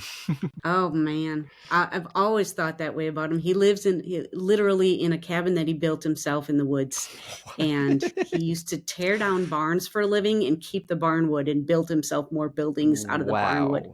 The definition of resourceful. This guy, and he's an artist, and he's just the most amazing human, and he lives just as simply as he can, but as best that he can. And he graduated high school right around the time of the Vietnam War, and was drafted and resisted the draft. And all of his buddies ran off to live in a commune. They ran away, and he stayed home and said, "You can't make me pick up a gun. I'm not going to do it." And they took him to court, and he was in all kinds of newspapers because he was one of the first to do that. And they made him take a second physical, and they failed him. So he never had to go into hiding, but he went to live with his buddies on the commune. And that's crazy. He was in a band. I never knew this. Yeah. He was in a band called the Selective Circus. He was the drummer. And so he had messages, a lot of messages. And his work is just beautiful. He's obviously very passive, war-wise, but he had definite opinions about it. And his stuff was all about humanity. Yeah. Especially after that. Can you imagine how mad you must be, though, when they're like, I'm just trying to make some... What do you mean you want me to go fight? Also, I didn't know that was a thing about the communes and people were like resisting. I didn't know that was a thing. They lived in this commune, and we'd go to visit. We lived a couple hours away and just in the middle of the state, and we go to visit, and all of the men would take off into the cornfields, and when they'd see that it was family that was coming and not draft officers, they'd ring a bell, and the guys would all come back out from in the cornfield. So they just hit it out. They just hit it out until the war was over. That is crazy. That is really good insight, though. I had no idea. Yeah. And I mean, do you have any memories of this, like being small? Yeah. Because I do. Yeah. Wow. Yeah. How do psychological patterns influence consumer behavior and trend in the art market? Super good question. Especially in this day and age of social media, trends are a thing, and for me though, I patronize and follow artists that have a story. I think that's why Van Gogh is so popular, because we know so much about him, because he wrote letters, long ones, every day to his brother. So we know everything about his mindset and everything about his struggles and everything about his triumphs. And I think that's why he is what he is today. Wow. Because we know him. Now they're going to be like, we have his Twitter. Yes. Yeah. It would be that. Yeah. Up until this age, he was horrible. It was kind of that. He was starting to get popular before he died, though. That was kind of a misconception. He wasn't like totally unknown, struggling. He was his brother curated in our gallery, and he was starting to sell because the movement that he helped start was starting to take off.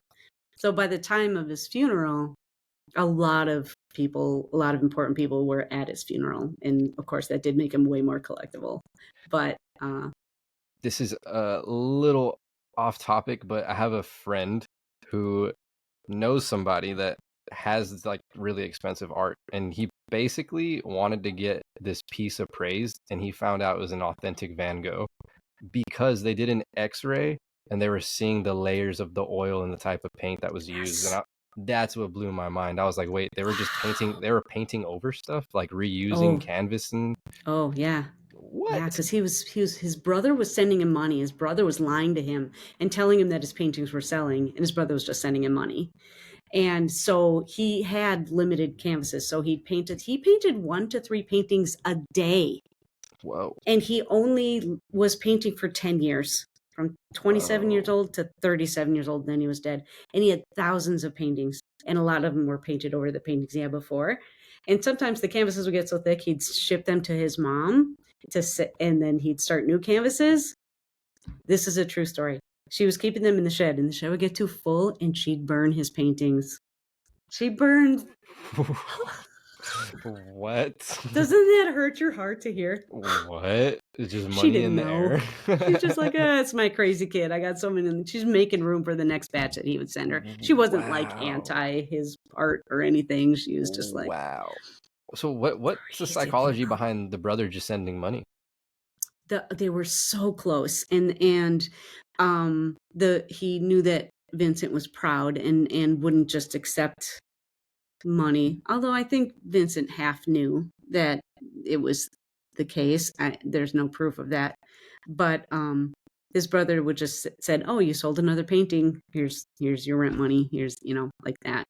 And then his brother got married, and they had a baby, and they were living in a 7th floor walk up in Paris because they couldn't afford a nicer place because he was helping his brother out. And Vincent overheard a conversation where she said, "I've got a new baby now. I don't want to have to be, do you have to send so much?" kind of a thing. And kind of soon after that is when he shot himself in the stomach. Wait, he did it to himself? He shot himself, and this is the saddest thing of all. He felt guilty that his brother was supporting him and thought that he was helping his brother's family out by ending his life. So he goes into a field and shoots himself in the stomach and then lays down and waits to die and doesn't. So he gets up and walks back to his room. And then the innkeeper, who had the rooms were above this inn, the innkeeper called his brother and said, "Your brother just shot himself." So his brother took the 2-hour train ride to come. And then Vincent died the next day, and Theo died like less than 6 months later. So they were just, so close. Whoa. I did not know that. That's so sad, though. Yeah. So is this just like a misunderstanding of, like, what a weird artist guilt? So typical, by the way. Oh, yeah.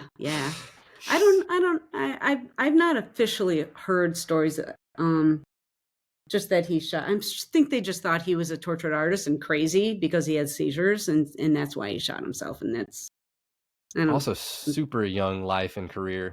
I didn't know that at all. Yeah. Damn. Yeah. Wow. Cool history lesson right there. Did not know I was going to get that today. What are the effects of cognitive dissonance on creative decision making and belief systems? Is a better way to say disassociation? Is that a better word? Like when you're disassociating while you're making art? Maybe. I guess I'm going to say it's hard for me to comment on that because I am a commercial artist, and people ask me to paint a thing, and I paint a thing. So I don't. That's true. You don't really have a decision to make in that sense. Oh, nope. That's a good point. Yeah. Wow, what a give and a take. You sound tortured. Like every other artist. You're like, look, I do it to survive. It's safe. I do a lot of commission stuff like the bike. But I feel like my life's work are these corporate classes, which again, I paint in the moment. I decide after talking to the people whether we're going to paint a beach thing or whatever it is we're going to paint. But the point of my painting is not the painting. It's the stuff I'm saying as we're going through it, the stuff we're talking about. So I'm not your typical artist. Yeah, you're not so much teaching them how to paint as opposed to the process behind it and the way to think as well. Yes. Wow. Yeah. That's a big one. You can't teach a kid that. Usually it's super basic stuff. Man, if I ever get to the point where I can just, spend my days doing what I want, I will spend it in front of Congress figuring out a way to, because I think that's just important for every single kid. I think that's a missed opportunity as far as giving kids the confidence to do whatever it is they want to do in life. They don't have to paint their whole lives, but I really feel like it seems like it's been so formative for so many people. The messages they've gotten from or haven't gotten from art class, and maybe it's just because I live in art world, so people come in, but so many people have said to me, my art teacher said, I'm no good. My art teachers, or The other cool thing is that no matter how good you are at like one area of something, you'll always still be like, well, I'm not that good. I don't do that type of art. Which is why I was trying to compare myself to like when you're like, I just draw a thing. I'm like, I wish I could draw a thing. And I wish I could do abstract. That's hilarious. Yeah, like our brain just always like defaults to what we're not capable of. That is exactly right. That is exactly right. If we get our brain to default instead at, I kick ass at this thing. Yeah, focus on your strength. Like, well, what are you good at? And why does it even matter that you're not good at that? Yeah. Super good point. The persuasion of work. How does psychology persuasion work, and what are its ethical implications in creative advertising? Word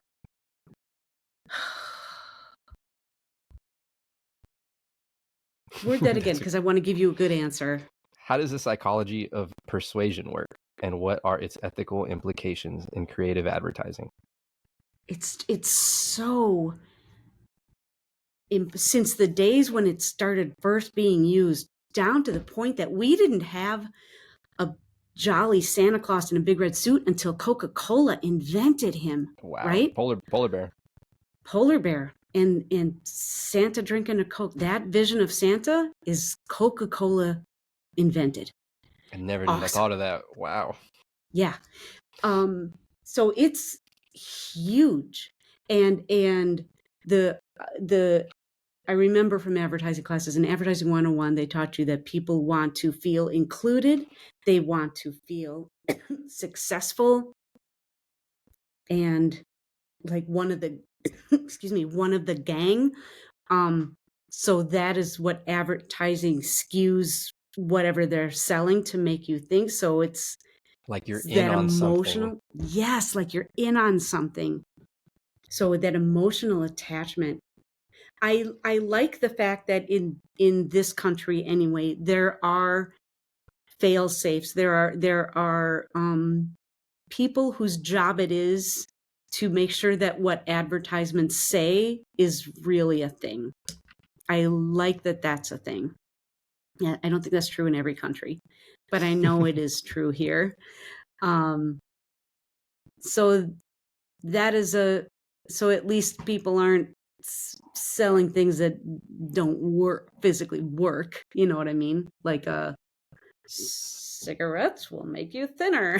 That. Yeah. But not they lying. do say that that. They do say that cigarettes will make you will make you sexier. That was it. Wow. That cigarettes will make you sexier. Just the verbiage. Right? Just the verbiage. So it does have a big responsibility, but unfortunately, I think they feel a bigger responsibility to the client than to the audience. Yeah. Yeah. Wow. So capitalism in art is what you're getting at. Yeah. Yeah. And again, that's the world I live in. So it's, or have lived in. So, I might have some buy-ins there. Super unique perspective, by the way, because I feel like not many artists can say that that's how they're accomplished, corporate world accomplished artists, rare. You're a Bob Ross of your time, by the way. I would agree. Yeah. How does what are some common cognitive distortions that affect artists, and how can they be addressed for better mental health? Oh man. Oh, I think that artists feel more than I think artists are more creative. People are more in tune with just the way that you said, Joe. You look at things from very far away, and that makes everything both bigger and smaller, doesn't it? Yeah. And that's a heavy brainful to have, I think. And I think that artists feel things bigger because they're more in tune with their message, whatever that is. Intuition, and people who are playing it safe and not doing the unsafe, the unbrave things are I don't think they have the highs and the lows that artists have. And the artists are there on purpose because that is how they connect to their audience, and that's how they connect to their art, and that's how they make their art. And what to do about it? Shoot. Super good question. Hopefully, like you said, looking at things from a macro view where things are here right now, tomorrow it'll be up here, and getting people to realize that tomorrow is another day, and that nothing is so important that it ends a human. Nothing is no piece of art, nothing, no thought, no fear about a thing should be humanity ending. And I don't mean that in a suicidal way. I mean it in a, we get so bogged down with things that we can't eat, we don't sleep. You know what I mean? Nothing is deserves that much brain space. Ooh, that's a good point. Yeah. That's a good point. I always say my quote is tomorrow is always better.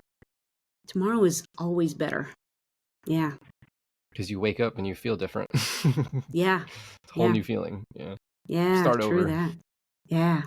How do patterns of addiction develop in relation to creative activities in the digital environment? What are effective strategies to overcome them?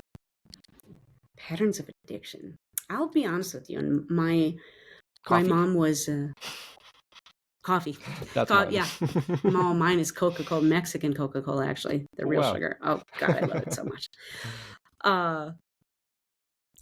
Super good question. Again, because the artists, creatives are indulgent by nature, because they indulge in the big feelings, the positive or the negative, right? And they indulge in the big thoughts. Super good question. I'm going to say my answer to that is just to aim for balance, or to at least realize that balance is a thing. And That's a good answer. Yeah, and there's no downswing without an upswing. It's just, that's physics. It's just science. It's a good point, though, because if you're at your lowest, you're heading back up. Yes. Yep. Controversial and trendy topics. We got our last 5 questions here. Okay. What are your thoughts on the ethical implications of gene editing and its potential impact on the future of creative expression? Whoa. Gene editing, like cloning? Yeah, because we're getting crazy. I've seen some wild videos where people are putting body parts of other animals on, like grafting animals and insects and things. Yeah, I've seen some crazy stuff. Yeah. Wow, you have wormholed, my friend. To say the least. A super good question. All I've ever seen is a documentary where this family had a favorite bull, and they had the bull cloned, and the new bull had a very no. It physically looked alike, but the new clone bull had a horribly nasty personality. They had to put it down. It was so evil. Just the opposite. That's like a Jekyll and Hyde situation. Interesting. I wonder if there's some like weird universal balance out there for that. Yeah. A good question. Wow, that's a cool one. Yeah. I didn't expect that answer either, so that was cool. How does misinformation spread through visual media, and what can be done to combat it in the art world? Oh man. I don't know that there's any putting that genie back in the bottle either, because I have seen the videos of what are those farms called? Something farms where there's 50 iPhones glued to a wall. And all of them have a fake profile. Like botting farms. Farms. Oh man. Knowledge is power. So if there's a way to, again, I go back to the unplugging thing, and we started talking about that, about how people we know are getting so mired in the stuff, and I try to remind myself that the people around me who don't hold the same political beliefs that I do are still, they're really good people, and they're not the people that I hear about on the internet about, that are want to kill things and and that's a hard one too. It's a hard one. It's a hard people one. you super love and respect, just completely different view, and I'm like, that's cool. Yes, and you just have to, and it feels like the world doesn't want you to. And that is the hard and the brave thing. So I guess if that's a message that can be put out there by art, that would be an amazing thing. It's a good point. Try not to pick sides, I guess. Yeah. Or at the very least, try to see the other side and understand why it thinks like that. Yes. Yeah. Right? Ask questions. Yeah. What impact do you think the rise of influencer culture has had on the authenticity of original art? Ooh, wow. That's a super good question. Has it influenced it? Do you think it's influenced it? I think it might make older artists more relevant again in that aspect. But that's the type of thing where I just wish influencers in general use their clout for good, but that never happens, Yeah. And I think that, what I think that comes from though, Joe? Influencers are very young. I don't think there are a lot of middle-aged influencers. They're I can think of a handful. Because with age comes the knowledge and the ability to take a few steps back. And I am going to disclude creatives from that because they've got a wider worldview. I biased, but I think that's true. But influencers and any 15 to 20-year-old has such a tiny view of their world is so small, so they're not going to think about using their powers for good the way somebody who's older and has seen more would want to. I was actually just telling my mom this. I was saying it's interesting that younger people looking up to me will motivate me more than trying to earn the respect of older people. Yeah. That's really weird to me though, because the older people are the ones who could probably guide me, help me, give me better directions, but they're not as open as the younger people to taking my advice, or the younger people will put me on a pedestal way before an older person. But I think it's because older people have seen more, so it might not be as new or novel. It could be, but I'm gonna give you another step back even further from that. Okay. I have kids, and I would take a bullet for my kids. They would not take a bullet for me, and that's okay. I would not take a bullet for my mother, and that's okay. I think there is a pay it forward kind of thing with humanity where it is our responsibility to take care of the younger ones, not the older ones. The older, we've done it, and now we're taking care of you, and you're going to take care of the next one. I think that is the nature of evolution and humanity and the direction it should go in. And that's why it doesn't feel natural to you to turn around and look to and you probably did get the good advice and stuff when you were a little younger from the older. And if you need it, they'll be there to give it to you. But sure. I think you're right. There's more of a two-way relationship with younger kids. You are giving to them, and they're giving you respect and reverence. Whereas the older people would be like, you think you've seen things, kids. I had to walk in the snow both ways uphill to school. That's not a two-way good feeling street. So I think that too is why. So don't feel bad about that. It's the way it's supposed to be. You made me think it's really just evolution, psychology, all of that. That's cool. All that. I'm more at ease with knowing that now. Thank you. Yeah, you're welcome. How do you see the future of digital currencies and NFTs influencing the art market and creative industries? I know it's not your forte there, but maybe you have my forte. A thought on it. I'm probably going to have the traditional old person view of it's a flash in the pan and won't be a thing. Won't be a thing tomorrow. I don't. Nothing's going to replace the visual, physical art piece for sure. Yeah. What are you going to do? Print it? Yeah, exactly. I kind of don't even understand it. You know what I mean? For that reason, it's like, what do you do with it? It lives on your computer? Yeah. Why would you pay so much for something that lives on your computer? Yeah, but look at this one. Right? It's like, and is that old person talking. It might be. That's okay. It's not.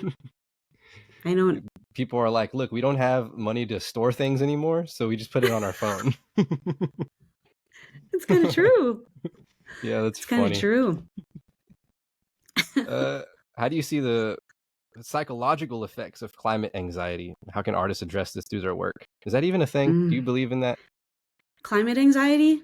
Yeah. I think it's as much a thing as anxiety about the political heat and war, and I think they're all the same thing. This is gonna be controversial, and I am not a scientist, and I don't even play one on TV.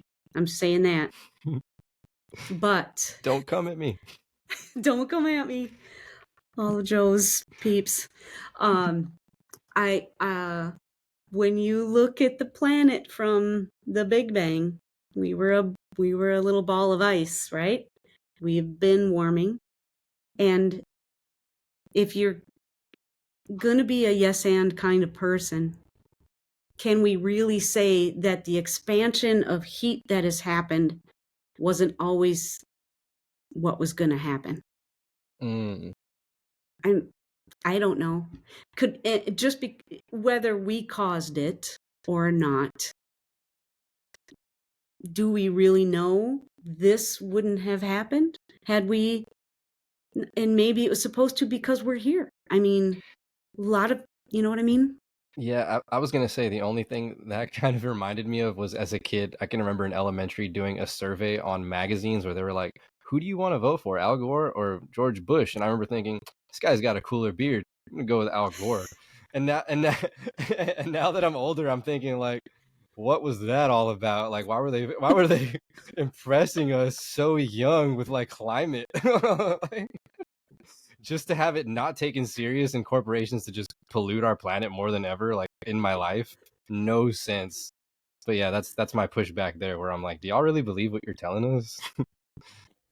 I think that taking care of our planet is an awesome idea. I think to be scared that it's not going to be here in 1,000 years is just not a good way to live. It's just not a good way to I just think that live. Corporations use it as a guise in a sense, and they don't really care about it. Like, because I'd rather them for sure like do something else. If like help out people if you're not going to actually care about the environment. Feed people. Yeah. Stop taking water from people, from resources where their water is limited. All of that. Yeah. Wow. We've pretty much reached the end. Anything you want to? Well, first, what does it mean to you to be more than rich? Oh man. The theme of the show. For me, the more than rich is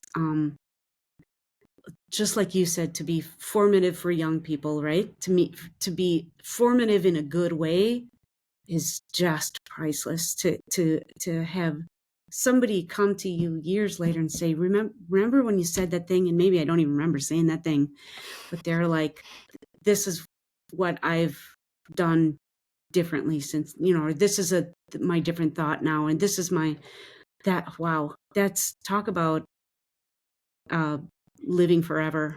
And that's way bigger than indelible money. I had a good friend who always used to say, no matter how much money you make, come payday, you're $5 short. Because if you make more money, you spend more money, you're always $5 short come payday. I loved that saying, because it just says don't focus on it, right? Who cares? Yeah, don't focus on it. Yeah. Damn. Anything you want to promote? Websites, how to find you, email, anything. Find Brushcapades.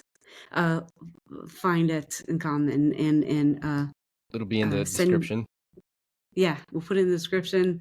Do arty things with me. That's it. Do arty things. That would make me happy. And if somebody wants to like outsource, hire you, who would that be, and how can they get in touch?